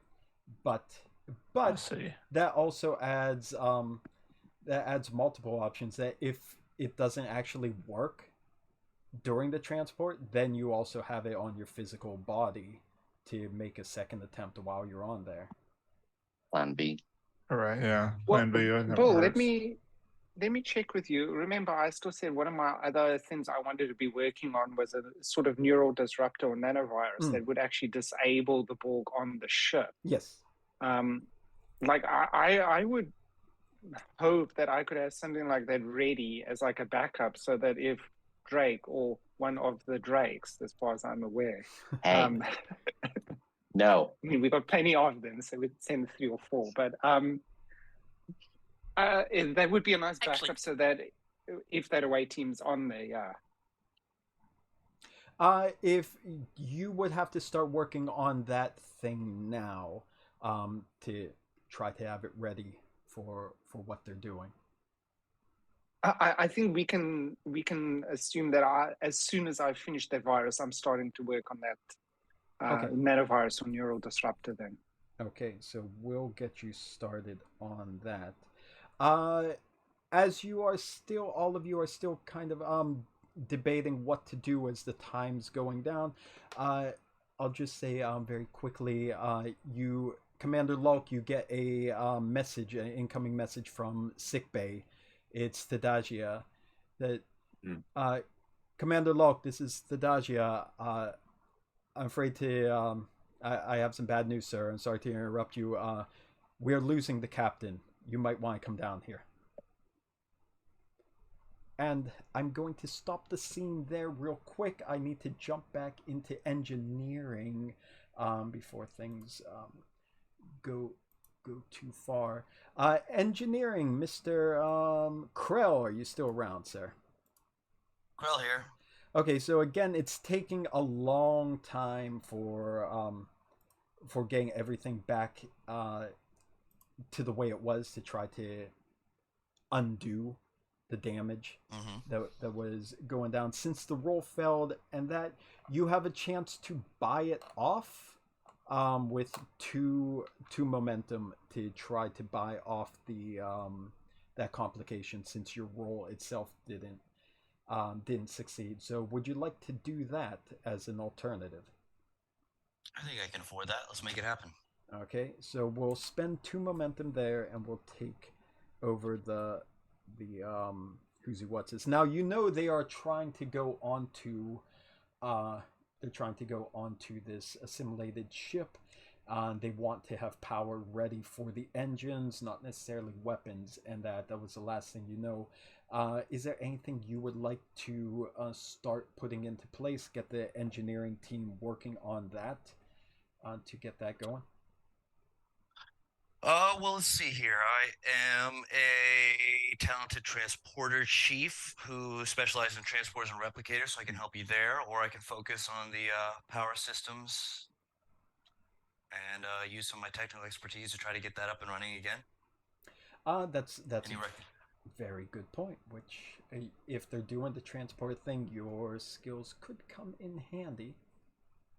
Yeah, I think that Locke would have you work on the transporter with them if that's going to be our first option for delivering the virus.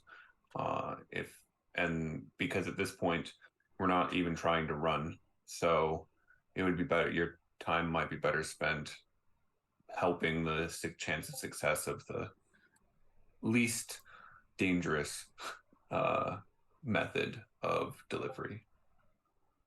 Sounds great. All right, so I'm going to start working on the transporter systems. Okay. And I know you have to leave us soon, Krell. So since you're not going to actually be able to assist them in the role that they're doing, then I'll have your task be to make an advantage that they would use as they're doing their own role. So you could actually do your part now. Love it, love it. Okay, so tell me what you're going to do. How are you preparing the system? You know what they want to do with transport. Yeah, I'm gonna hit you with some techno babble. I'm gonna recalibrate the primary plasma injectors to compensate for phase distortion. Okay. So if we modulate the plasma flow with hyperpolarized subspace harmonics, we can reestablish resonance with the EPS conduits. Nothing but net. Terran's listening to you and like, that is genius, sir. Good idea. I never thought of that. Yeah. I'll get on it. It's just basic science. Yeah. They're like, of course. We're overthinking this. We've been going about this all wrong. Yeah. Why did we do that?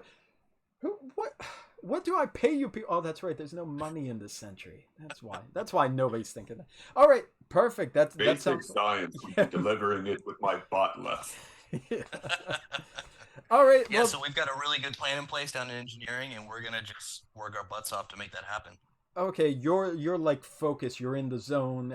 You're rattling off what your plan is, and you're at the console. Terran's there with you, with the team. Why don't you do your roll now? It's going to be difficulty of 2, and you definitely have a focus for it. Is there anything else you want to use? Do you have any talent? Well, you have transporter chief, right? Does that do anything? Delivery technology. You may have 2 to threat to reduce the. Oh, here you go. You know what? We could say that if you succeed in creating this advantage, it will lend the ability of Transporter's Chief to this plan if they do it. So it will act like a double advantage almost. Risky, but still a double advantage to lower the difficulty for them, because it would be a very difficult thing to do. Okay, I like it. So what is my task roll? That's going to be, if you're going to be doing the programming yourself, that's going to be a control and engineering. Roger that. Or you could even use science if you want. You could do science if you want, because it's a similar thing. Yeah, both of my scores are equal there, though, Okay. so I guess Doesn't I'll just matter, stick with engineering. Are you buying anything extra for to try to make sure you hit those two? Yeah, can you give me one more dice? Yeah, you want to spend the momentum or gain the threat? That's a tough one. What do we got? 2 momentum left here? I think 3 right now. Is that right, Alder? Okay. You've been keeping track. Yeah, I think so. Okay. Let me see, actually. So you have We didn't 3. game session, right? Last I had was 5, but I may have missed 1 or 2. Yeah, we had 5, but then we spent there were a couple spends from that with God, I don't even recall. I've been having some pretty bad rolls tonight, so I think I should probably use momentum here. Okay, then we'll do that. So you'll have 3 dice, and you have focus on. So yeah, there you go. Okay, focus on. What'd you say the task roll was again? It's going to be task roll 3 now that you got the 3 dice. You bought the one with momentum. Yeah, and that automatically pops on there, right? As long as I click the momentum slot down here. You just click 3 for task roll. Okay. And then critical or complication 1 and focus on. Here we go.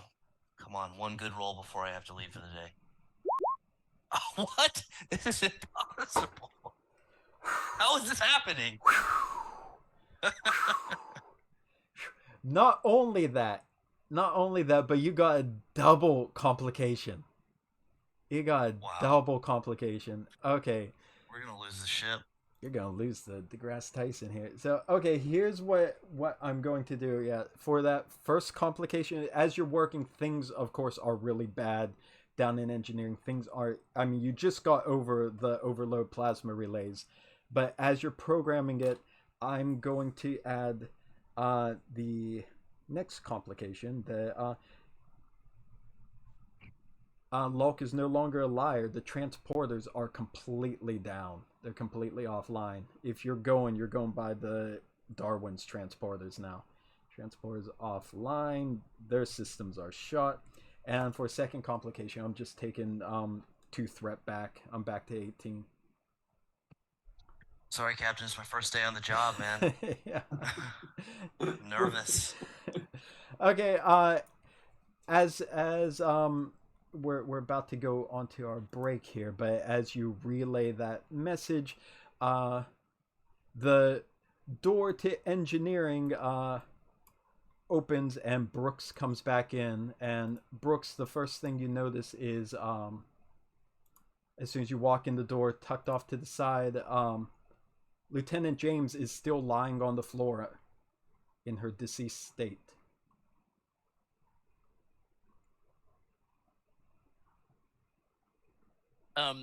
She comes through the door and then just suddenly stops in kind of this shock as she looks down. And we're going to go to commercial there. Just focus on your panicked reaction, because we're losing Will right now. He has to go. I can't keep him longer, and we've already overshot our break because I wanted to make sure Will got the most amount of time in. So 10-minute break, everyone. Commercial break. Just looking at Brooks' shocked and dumbfounded expression. And we will be back in about 10 minutes. And it looks like we are back. We're back from the break. And sadly, Will had to leave us during the break. But you could be assured that Lieutenant Krell is in the back screwing things up even worse for everyone. as he's attempting to help. But that was darn good technobabble he threw out there. Like, I'm half tempted to say he only got 2 failures instead of 3 for how good that was. But it was impressive. It was nice. I liked it. And but yeah, we're going to go right back there. Come back from commercial break. Right there, camera is locked onto Ensign Brooks' face as she returns to engineering to pass the message on to Krell. But however, doesn't really get far when she notices that the same injured and seemingly dead Lieutenant James, who has a special connection to Brooks, somebody she doesn't want to see hurt, and now she sees in a terrible condition in 2 different locations, is still right where she left her. So she apparently was never beamed into sickbay. However, you scanned her yourself in sickbay. Okay. So yeah, she's standing there stunned for a second, taken back not just from the fact that someone she sort of cares about is still on the floor, injured and potentially dead, but the fact that not but a few minutes ago she had the tricorder reading that said otherwise.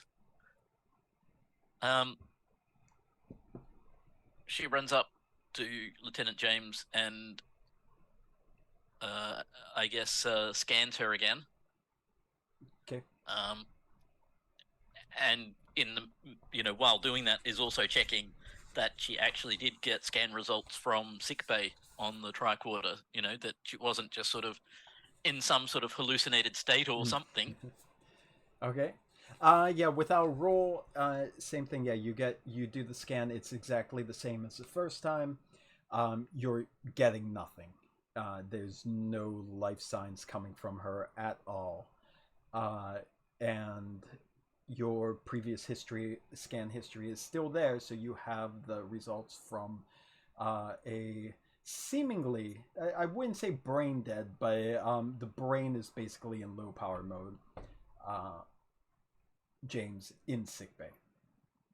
She taps the communicator and Ensign Brooks to Dr. Thaddeus. His voice comes in, but it's crackling because the fluctuations in power and interference and everything. So he does answer.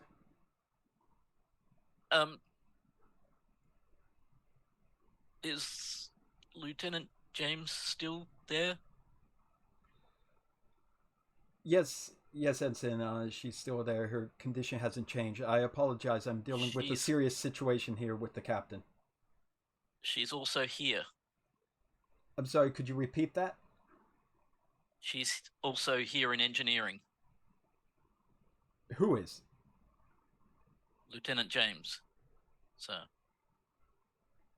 There's a very long pause on the other end with Thaddeus. Ensign, I'm afraid I don't understand exactly what you are saying. Do you need me to send a medical team down? What do you mean with Lieutenant James still in engineering? He's here in engineering, injured from a console being exploded. Okay. I'm scanning her. She's here and showing as dead, sir. All right. Well, I can see her in the bed over there, so I know she's still here in sickbay. Ensign, as I said, there's a very serious emergency right now with the captain. Is there any way you could bring your Lieutenant James here to sickbay? She has a quick look around to see if there's anyone who's not really working, not working, but you know what I mean, is able to help. Krell just breaking things in the background. Like, oops, sorry. Yeah, they're probably they're busier down here now because Krell's just, there's someone walking behind Krell fixing all the stuff he's just like breaking as he's going along. Sorry. Sorry, Krell, I know you're watching, sorry.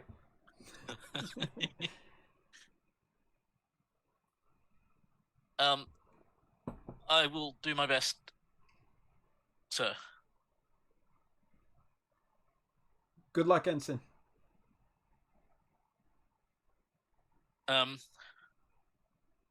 If there's no one free to help, she'll sort of lock her arms underneath Lieutenant James's and try and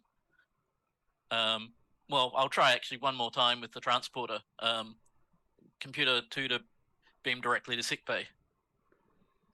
Transporters are The offline. transporter's obviously being offline, but Major Barrett Roddenberry's alright. voice comes in and tells you that the transporters are offline. She'll do the hook under the arms and try and carry her to sickbay Okay. as best she can. We could say that yeah, you're basically struggling, but because of your dedication to Lieutenant James, like you are finding an inner strength to lift her up, and like she's doing the whole dragging feet limply behind you as you're carrying her along.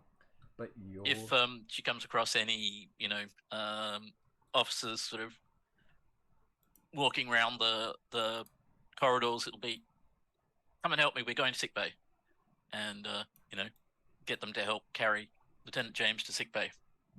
Sounds good. Yeah, I'm sure she'll be able to find someone on the way there, and I'm sure there'll be some crew members that are eager to help a fallen comrade, so don't have to worry about that.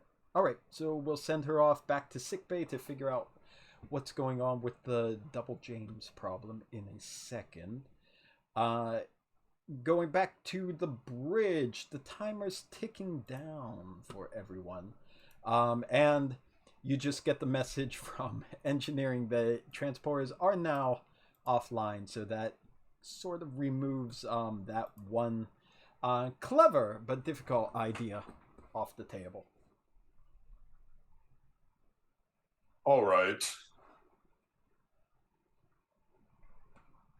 In that case, we will have to resort to our original idea and do a physical delivery. This, of course, is a mission that presents unique and disturbing dangers, as one could argue that the result of failure is in fact worse than death. And because of that, I will not order anyone on this away mission and will only take volunteers. And of course, I will lead the away mission. The Shran stands Commander. Shran looks at Drake and just sits back down. Hop stands up, and then as soon as he sees Drake turn on, like sits down, like just pretends he's straightening his shirt. Drake's like, damn it. Lieutenant Drake, how many red shirts can we spare? You need We need security. decoys. Well, there's one over there I can see.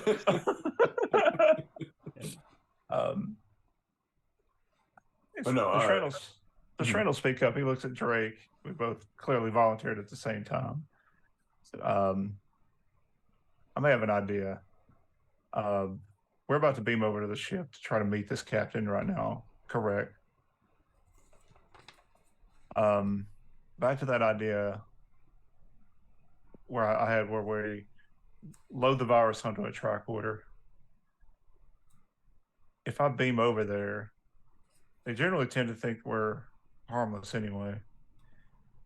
What's stopping me from just going a different direction than you guys go to meet the captain? May well work. We'll just have to risk with the And then Starfleet rather than Borg. right, and then while you guys talk to the captain, I can deliver the virus. My only concern is that we might be met by an armed guard in the transporter room. What, are you afraid? No.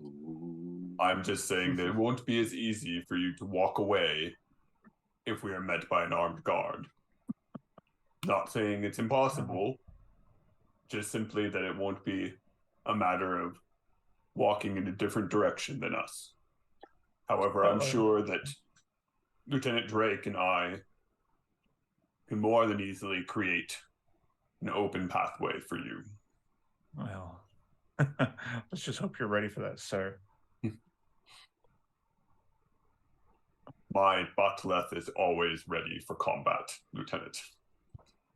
Good.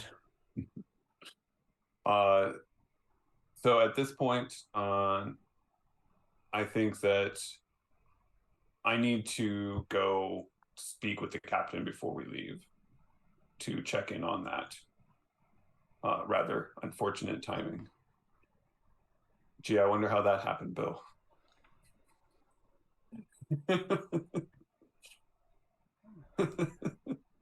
Or at least you're at least using some you're at least using some not complications, but threat for this, right?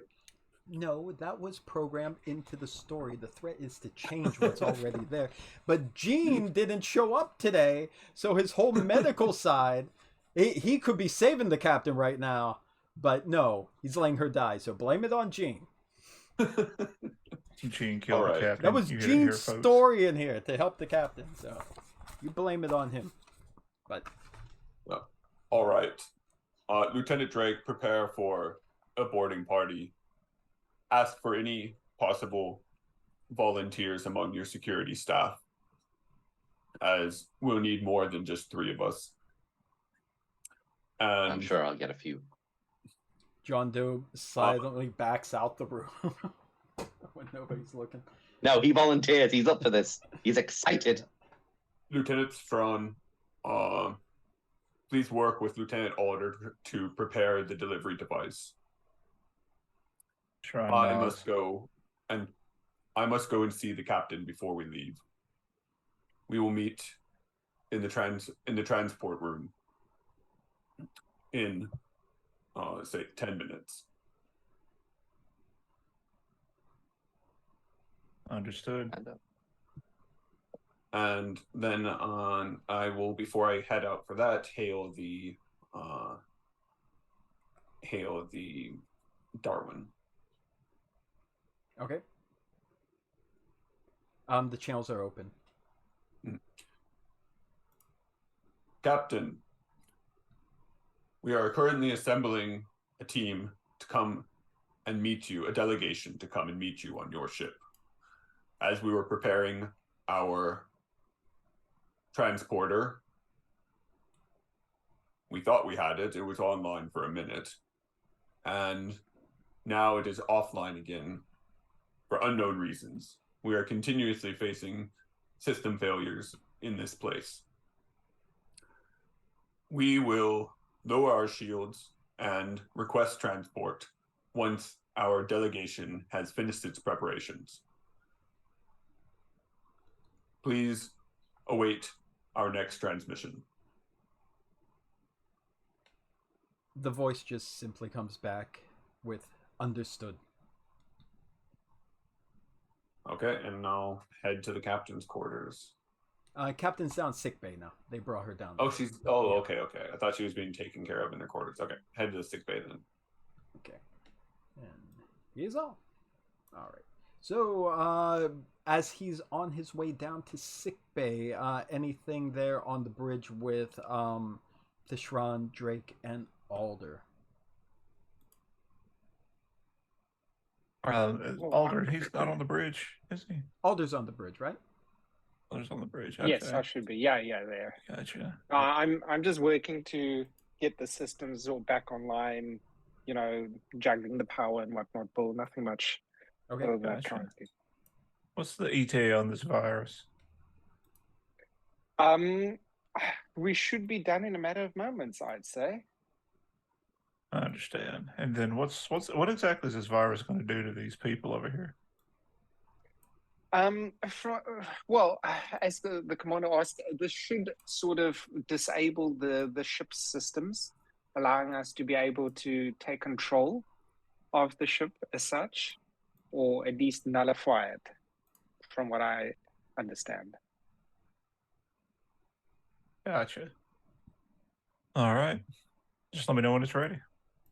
Will do. I'll also be preparing the command codes for the Darwin so that I can, if need be, try and take over that way as well, or at least get the shields down if something goes wrong. Okay. Yeah, that's it. And who is all going on the away team again? Who's meeting him in the transporter room? So John Doe does volunteer, says he's always wanted to try and face off against the Borg. He knows he can win. And then some other dude who nobody really knows his name, but he tends to get shot. So, you know. Okay. His nickname is Meat Shield. Meat Shield. There you go. Thishran, you're... Oh, is that Target's brother? Yeah, yeah. He's sick at the moment. We'll bring him later if need be. Thishran, are you going too or no? Because you're the one that's going... you had the idea to do the virus, right? Take it Yeah, to absolutely. place. You're the one that's going to do it? Yeah. It's my idea. I'm going to be the hero. So. Okay. And then Locke is going, right? And then some other security ensign, right? So 5 people, yes? Okay. Yep. All right, there we go. All right, so let's then do the sick bay scene. Here we go. All right, Locke, you get down to deck 2. So very quickly, you don't even need to take the turbo lift if you don't want to. You just run down. There, you get into sick bay, and as soon as you come in, you see Lieutenant James is being treated on one of the beds, but in the main bio bed with Dr. Tadagia at her side, you see the captain. Captain. I must admit I've seen you in better days. Excuse me, better days before. He's breaking up with tears. Impossible. Klingons don't have tear ducts. He's half human. He only got the crying system from humans. Everything else is clean. Oh, then cry away then. I'm not crying. You're crying. Captain just very, very weakly lifts up her hand, offering it for you to grab. Part of me looks at it with smacks it away with caution, but I take her hand. Captain, I don't know that you've been in any condition to keep track of what is currently happening, but I want you to know that we found the Darwin. She nods very slowly, still not saying a word. We are currently about to launch a mission that, when successful, we will not only be able to bring the Darwin home, but its crew too. Her lips part and she tries to speak, and it takes a little time for sound to come out before you can hear her very low say, "It is unfortunate that this is how we are able to achieve you rising to captaincy, but it is extremely satisfying to know your first mission is a success for all of us."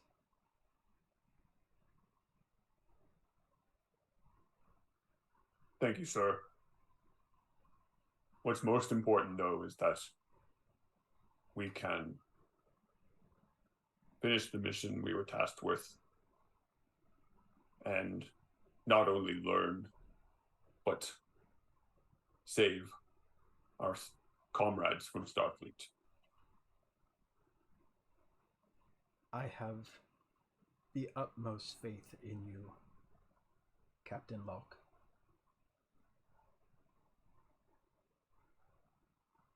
Thank you, sir. I learned from the best. Tadagia's constantly monitoring her life signs, and they're getting weak. She's still hanging in there, but he suggests to you that it might not be good to try keeping her going. He's considering sedating her and maybe possibly keeping her in almost a coma-like state in hopes that he can do something to at least preserve her. But he doesn't think that it's going to end well. Do as you think's best, Lieutenant. I trust this matter to you. He nods and he starts preparing his work and programming everything he needs into that biobed. That little door that closes around, a half circle door, he closes it around the captain and starts applying the treatment that can go directly inside, straight through the bed. With that, I hurriedly leave to head to my quarters. Okay.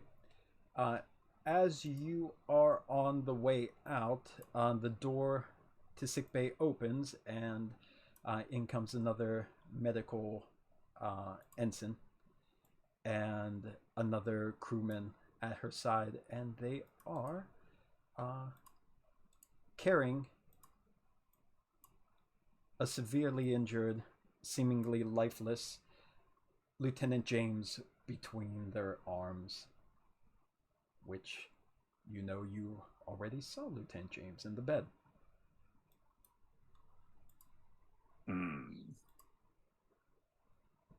Ensign, what is happening here? Commander.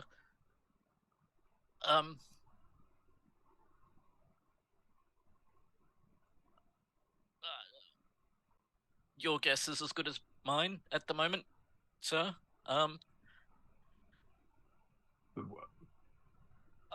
She was injured down in sickbay. That Lieutenant James was beamed in some time ago. This one has still been down in engineering, injured. Beamed in? Well, from what I understand, Lieutenant Krell asked for her to be transported when she was injured, but she never transported from engineering. How long ago was this? I got the message 20 minutes ago or so. Maybe. Continue to monitor her and contact Lieutenant Krell in engineering. He's been working with the transporters.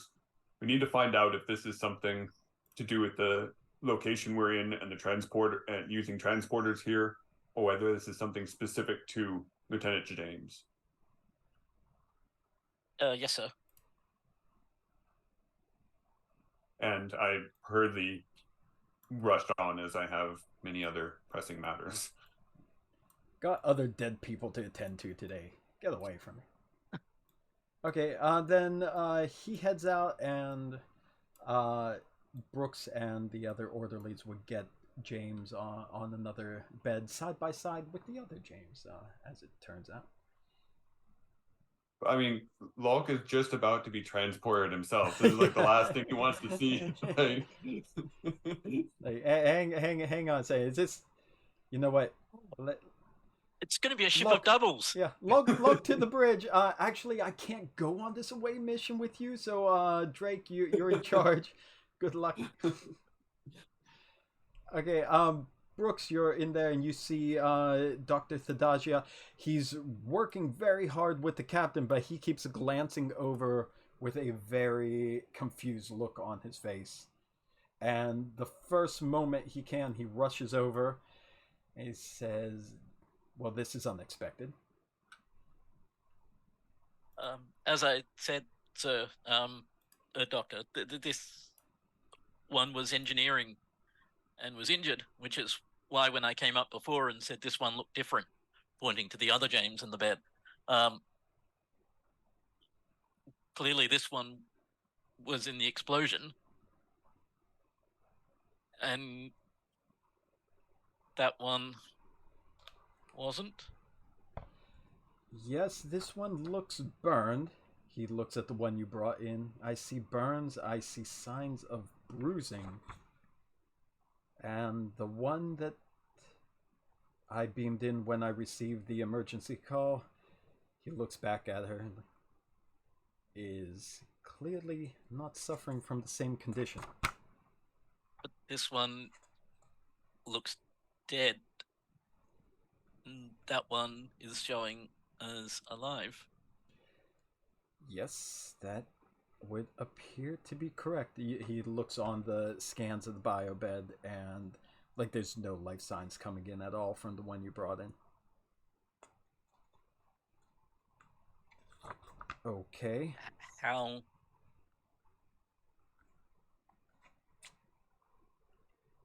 is this possible? Well, that I can't tell you. Ensign, he looks back at the captain and he looks back at the double James. Okay, well, one thing we know, we have one James alive, at the very least. Can you run some scans? I will tend to the captain, and as soon as I'm sure I can step away from her safely, I will assist you. But if you can figure out what's going on, I think that might be the best. Yes, Doctor. And he just looks a little overwhelmed and a little bit flustered, but he rushes back to the captain's side and he starts helping her. So, yeah. I was just going to say, Ensign Brooks is got that same sort of very flustered look on her face too. Not really sure how this is happening or anything. You know, there's two of them, and anyway, she'll start her scans. Okay, now you're going to be using like the actual sick bay scanners. So you got a little bit higher, stronger resolution going in on it. So you'll start running your detailed scans of her. Which one are you scanning first?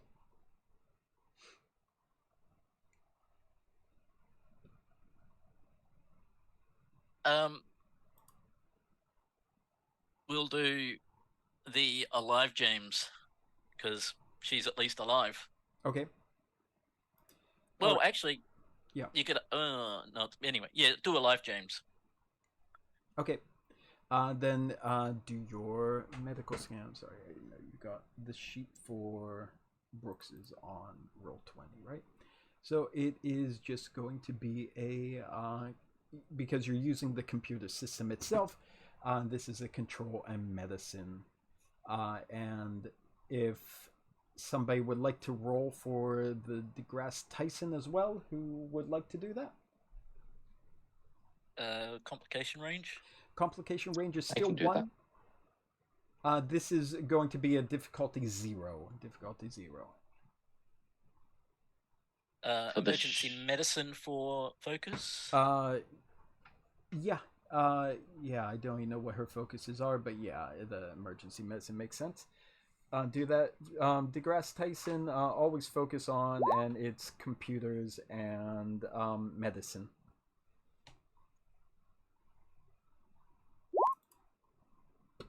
Ooh, And I've nice. got to see what that actually is. Hey, look at that. Was a 2. All right, 2 and a 2. So that's 4 momentum. That brings you back up to 6 momentum. The scans coming in again. You're getting with the detailed scans. Brooks is saying that physically she is healthy. There's no signs of external trauma, but with the deeper, detailed readings of her mind when you're going in with the because you notice there's very little brain activity going on.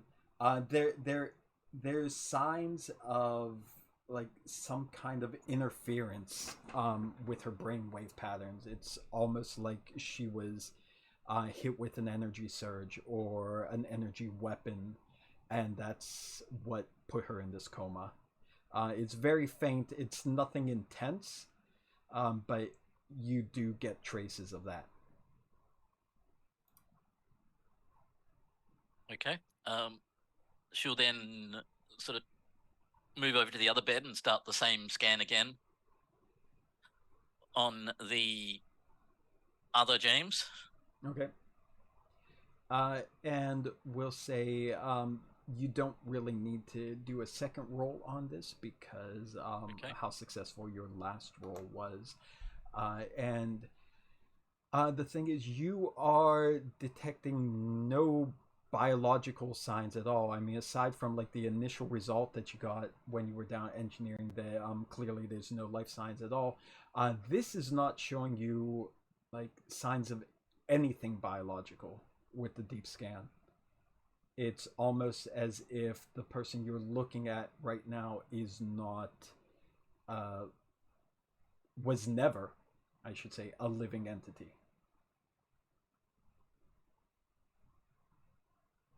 She sort of takes that, looks a bit shocked at the results, and sort of takes a half step back.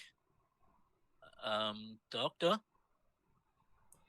He's busy plugging away at the console by the captain, and he looks over at you. Is everything okay, Ensign?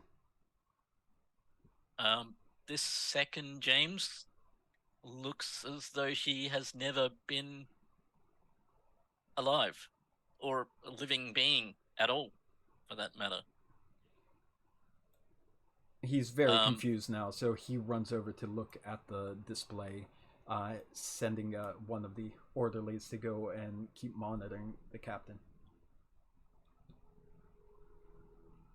She shows the Dr. Thadasia the results on the screen. Okay. Then the one you brought in from engineering, she was injured while working in engineering? That's what I understand. She was trying to stop the console from exploding, Krell said. And you said she never beamed in. When you called, or when engineering called, I got the call from Lieutenant Krell, and you said she was never beamed in, but clearly we beamed her in here. The one down in engineering apparently never moved, and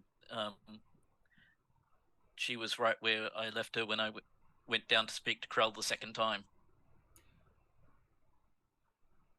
So when we received the call, we beamed James in directly, which means that the James who was injured wasn't wearing, and he gets closer and he looks at the scans. Ensign, look at this. She leans in and has a look at what You see that he's... her communicator badge is also not giving off any signs of technology of being a communicator badge. When we locked on to her, we locked on to James herself, who was clearly not in engineering. She was elsewhere in this condition. What we're looking at here is some sort of facsimile that has no individual changeling? physical components.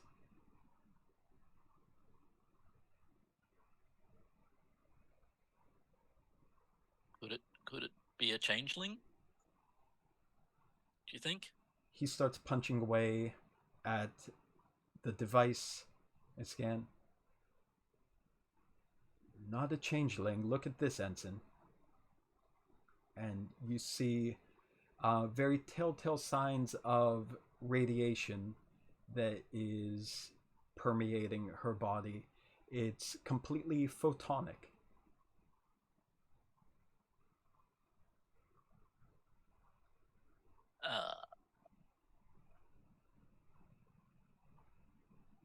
But that would mean Tadagia looks at you and starts nodding. Ensign, I think she's a hologram. And we're going to cut to the away team right now. We're going to jump to these people in the transporter room if we can find them, because they are waiting to go. All right. I think they're waiting to go. Nobody's there. I'm in the transporter room right now. I don't see a single one of you here. All right. Let's see. That is... Wow. You can't get good help anywhere. No, that's for sure. What's going on here? All right, let's see. Drake is there. Locke is there. Fishram, you are there. And where is John Doe? Is there? Come on, John, because he's going on the team too. And there is going to be another guy. All right. So in the transporter room, at least for now. So, and I lost the transporter room again. Okay, you all lined up into the transporter room, as that is the easiest location for one ship to transport from one place to another. And Commander Locke comes in the room. The rest of the team has been assembled and they're ready to go. I believe that Fishron has the tricorder that was prepared by Alder, and Alder's currently working on his second plan of a neural disruptor, so he's still on the bridge doing that. But the rest of you of the away team are there in the transporter room now. All right, so like I mentioned earlier, I stopped by my quarters to get my botleth and armor. Okay. And are you dressed? Are you dressed in full Klingon gear? Oh yeah. That is awesome. That's good. That's good. Right over the Starfleet uniform. Yeah. You see, this is the sight you see walking into the transporter room. There you go. I've moved my my communicator to on top of the armor. And yeah. Botleth is strapped to my back. Hopefully you won't need to use that, Commander. I hope so too, Lieutenant.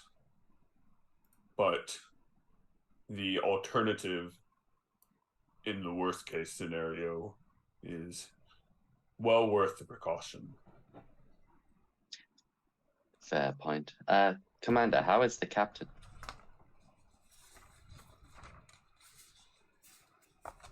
I'm guessing I would have known that you've just gone there because they did it over the comms. Yeah. Let's just say that the circumstances, our current circumstances, were not the ideal time for her health to take a turn. But it's just one more reason that we must find success in this mission and be able to find a way home sooner than later. I do have a slightly extreme suggestion if push comes to shove, Commander. As you know, the Borg have very good healing capabilities. And if the situation arises where the captain has no alternative option, we may be able to bring her over and see what the Borg themselves can do, if they're willing to help.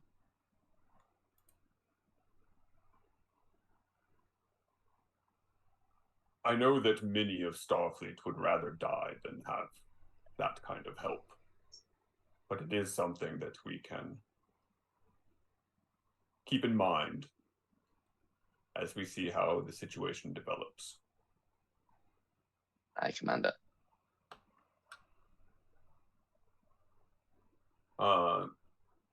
Yeah, and kind of when Lieutenant Drake said that, the initial reaction was a bit of a flinch from me.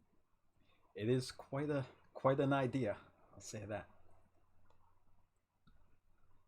In line with the values. All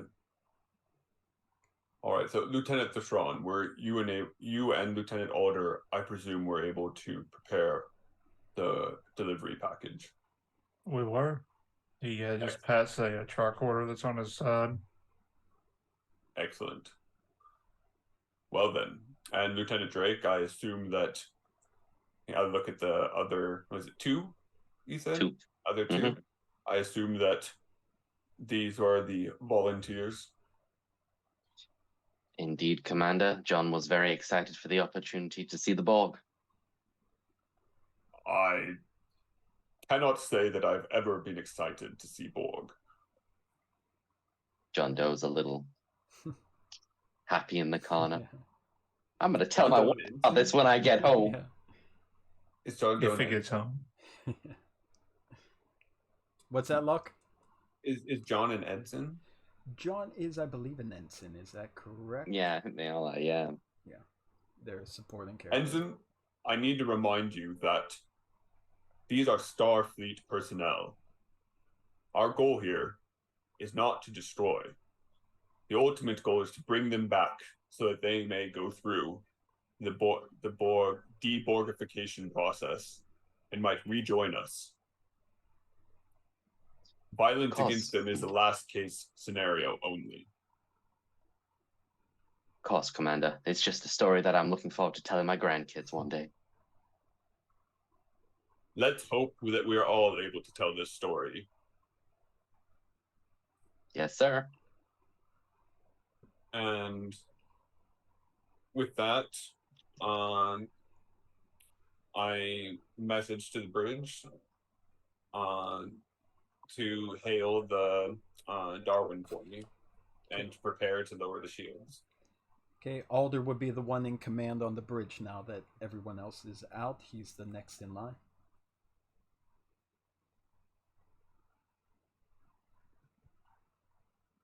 Oh, what was that, Commander? Perfect answer, too.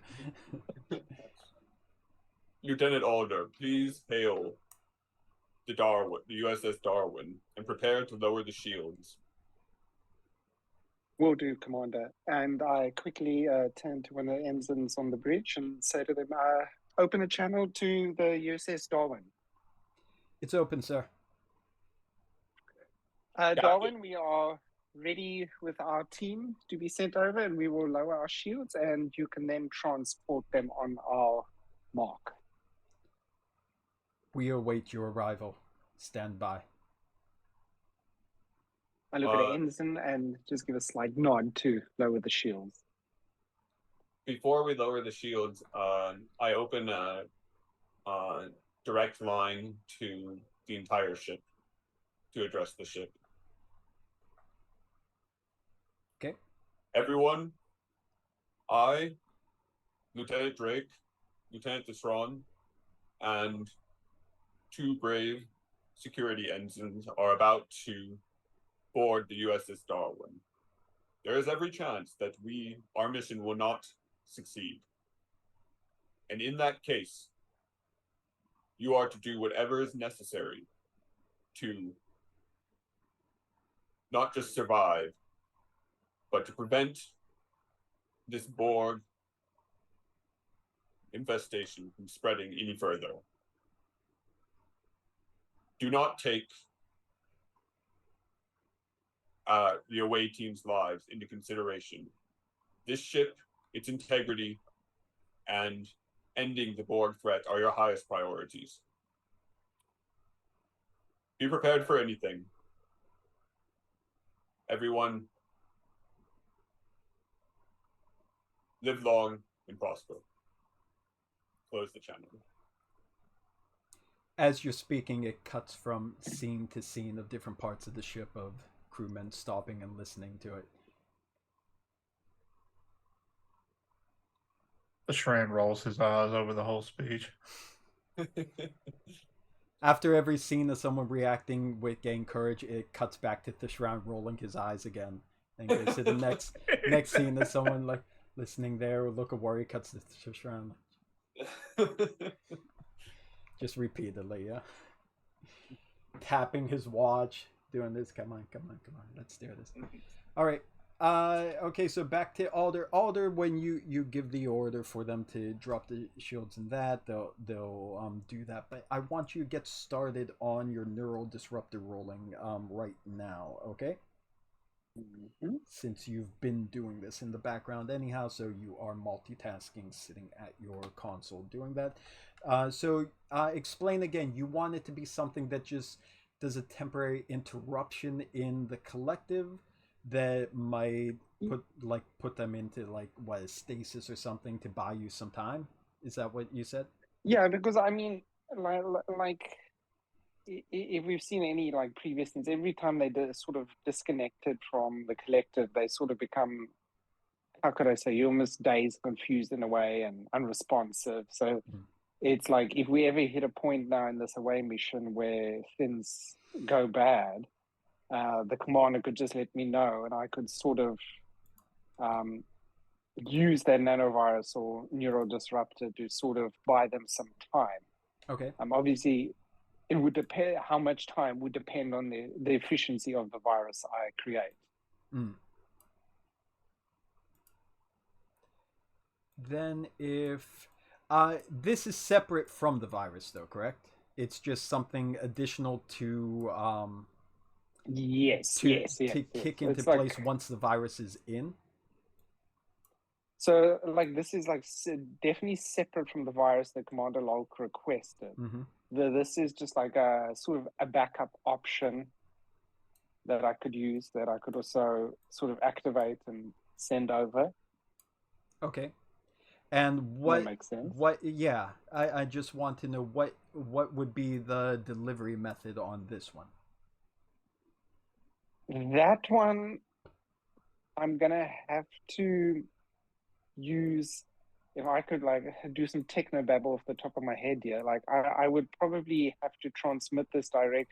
Well, preferably what would happen is if Drake or someone could access one of the terminals, I would be able to transmit this over to them to upload directly to the computer, and then spread through the ship systems like that. So once they infiltrate it, the virus is into place, then you would use them as your inside man to get the thing done, right? Yeah. Okay. Pretty much so. All right. Well, then that's a good enough description. So I think for that would be a difficulty 3. It wouldn't be super hard. It would be hard, but difficulty 3, because there is experience of this type of thing happening with the Borg.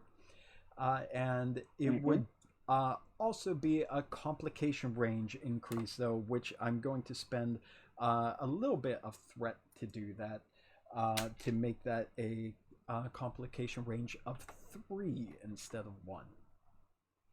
Okay.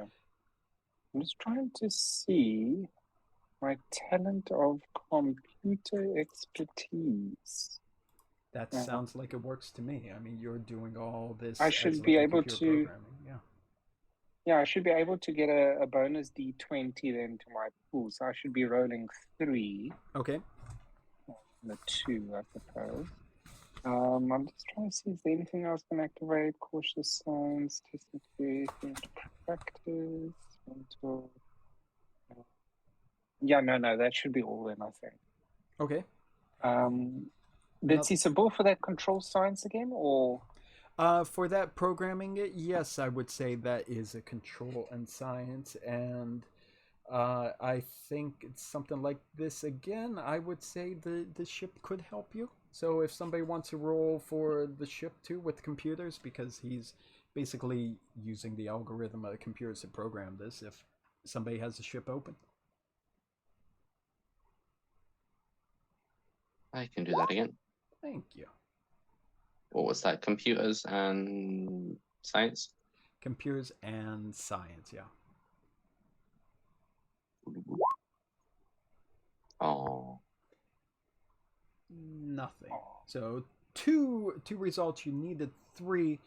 So the theory you have is sound, but you're not sure if you would be able to get it delivered into this collective, because all the knowledge that you have of this happening with the Borg are on like purely Borg ships, and with that missing piece of knowledge of, is this a full Borg ship or is this not, you're not getting you're not sure if you would be able to do it remotely. So if you were to try it again, you would probably have to go on board and interface directly with their systems and do it yourself. Okay, well, for now, I'm just gonna have to leave it there and focus on the ship systems directly, Okay. rather than wasting more time on it. All right. But at least with the two successes there, we'll say that that shows that your idea is still sound. So it's still possible in the future. It just doesn't seem like it's going to work in its remote way that you had planned. Okay? Okay. All right. So with that underway, then the shields get dropped with his command, and he contacts the Borg. I assume you send them the signal, Alder? Yep, I do. Let's see. Okay. Hang on one second.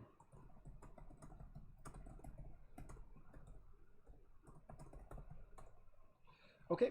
So you're sitting, everyone in the transporter room. You're sitting there waiting. You hear that on the comm that Alder gives the order, and the Darwin does not reply, but you feel the tingling sensation of the transporter activating, pulling you from afar, and the transporter room you are in fades away, and you come back into view, all of you, in a different location. It's a dark room. You see the glowing lights of wall panels, not very fully lit up, seem to be in low power standby mode, but just blinking lights just coming into view in front of you.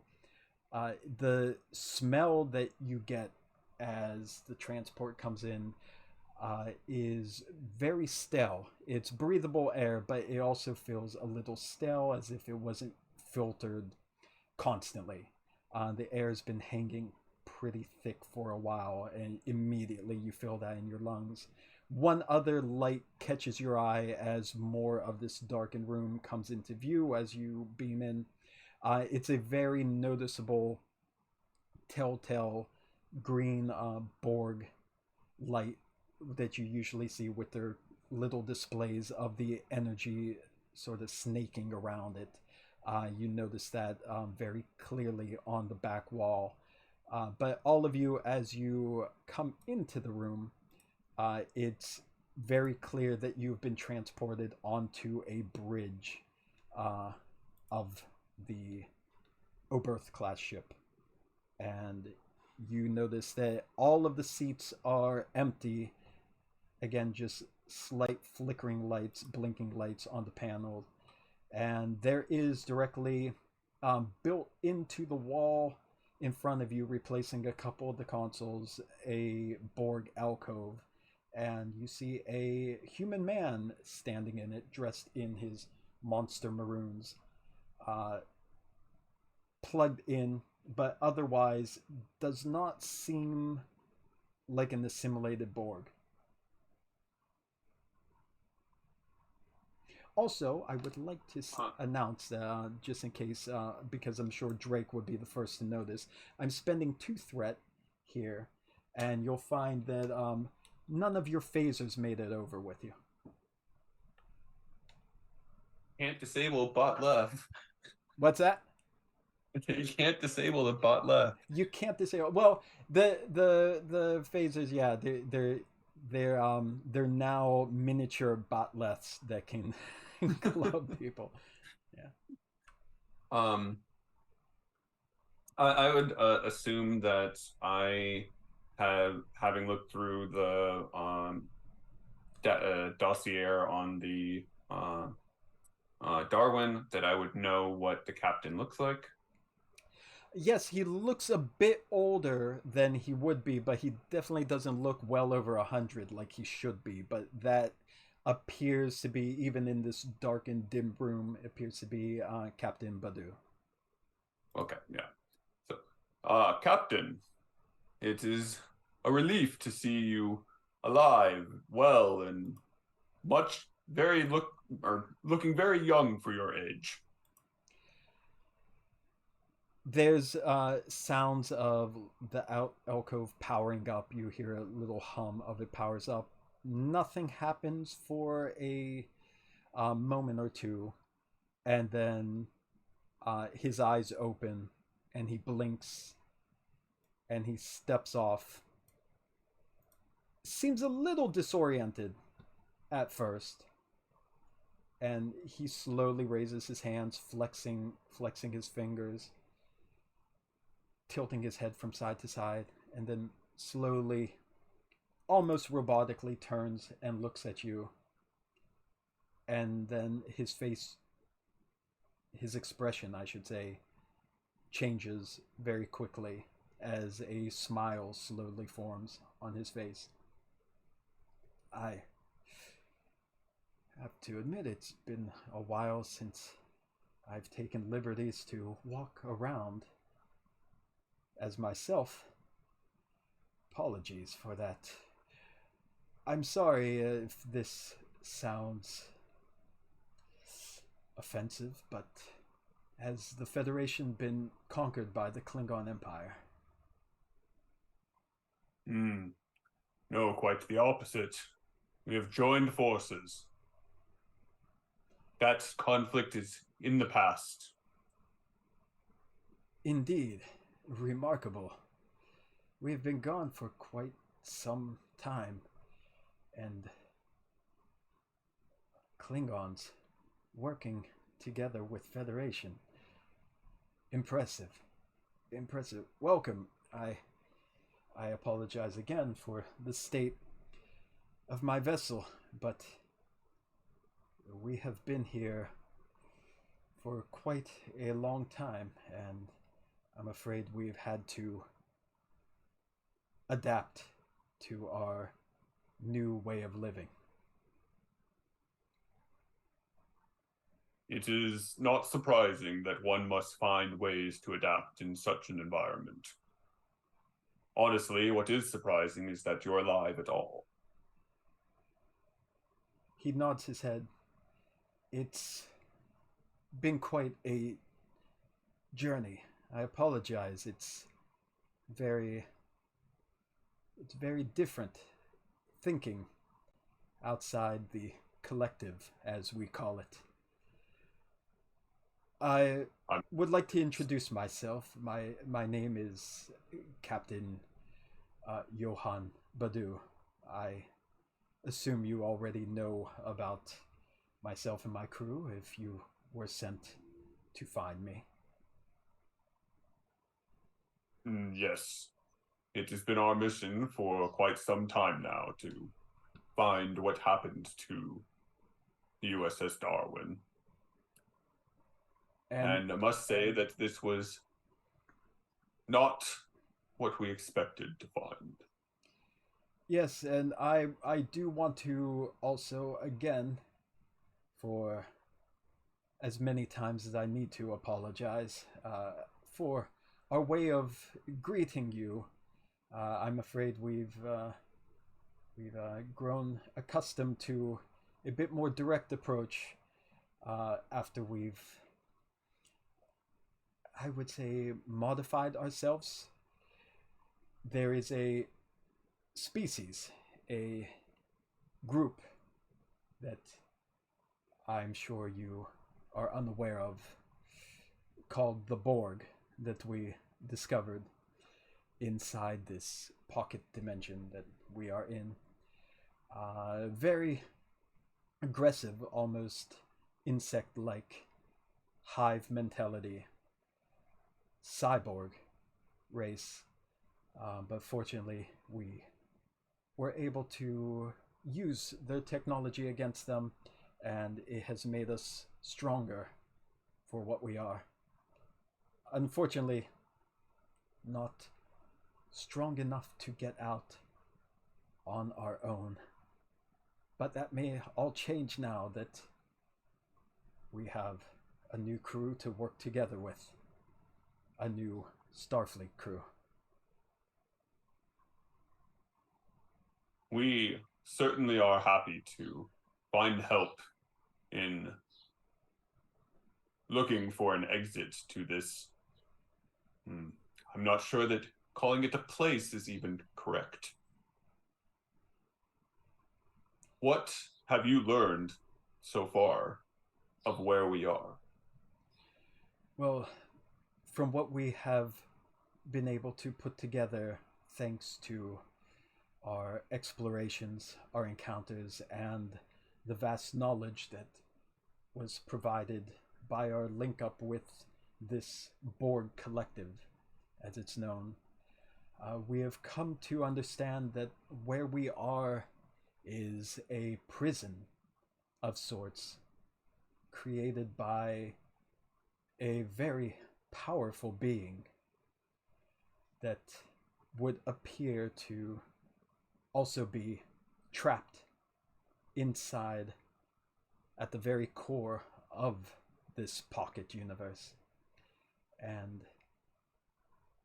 from what we have gathered, I think with your combined knowledge and your more, I want to say futuristic, but perhaps modern is the correct term, Federation technology, we might have exactly what we need to get out of here permanently. Yes, perhaps. When you arrived here, was this Borg group already here? They had been here for quite some time, from what I understand. By the time we encountered them, they were considered a very dangerous and a looming threat over the worlds that were still around at the time we found them. Fortunately, we received assistance by a very advanced group of aliens who, sadly, their world no longer exists in this place, as has been the fate of everything we've come across so far. And with their technology and their help, they allowed us to resist becoming assimilated into the Borg collective, as had happened to many, many others before we arrived. And we were able to turn their technology against them and use it to our advantage. I see.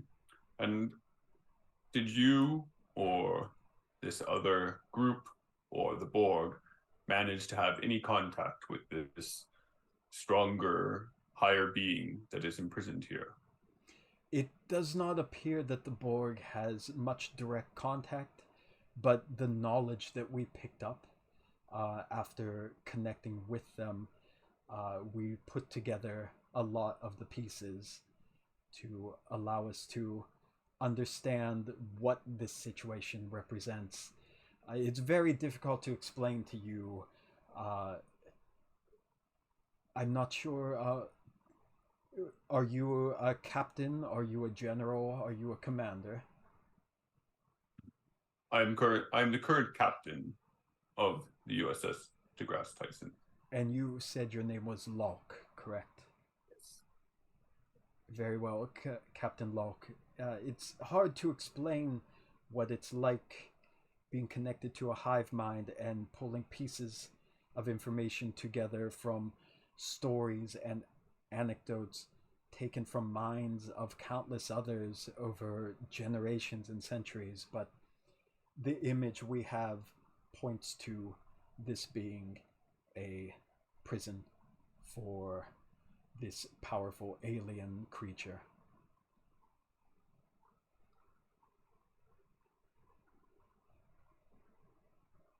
Is there any indication of who created this prison or how long it's been here? How long? It would appear that time does not exist inside this place the way that we know it to exist. So I can't say how long this place was here or how long we've even existed outside of time, but I believe that this was also created by either the same creature itself or beings of similar power. And have you made any attempt to contact this being? Unfortunately, the only way would appear to reach the being is to be swallowed into what we have termed the terminus singularity. And that is not something that we can do on our own. But now, from what we have determined from scanning your vessel, joining together with us, the Darwin and the DEGRASSE TYSON, we are going to be able to make the leap into the terminus singularity and reach this creature together and get out of here. And I'm going to stop the scene here. I'm going to stop the scene there. I'm going to stop because we're running out of time, and I know people are have to go pretty much on time tonight. So so I'm going to stop it there. So just give you a taste of what to think about for the next time.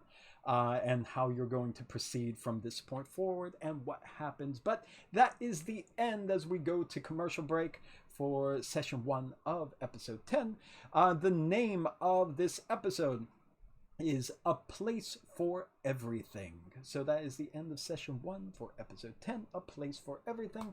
Thank you very much for joining us tonight, and we will be back hopefully in 2 weeks to see what happens now that the DEGRASSE TYSON and the Darwin are together. So see you next time. Peace and long life.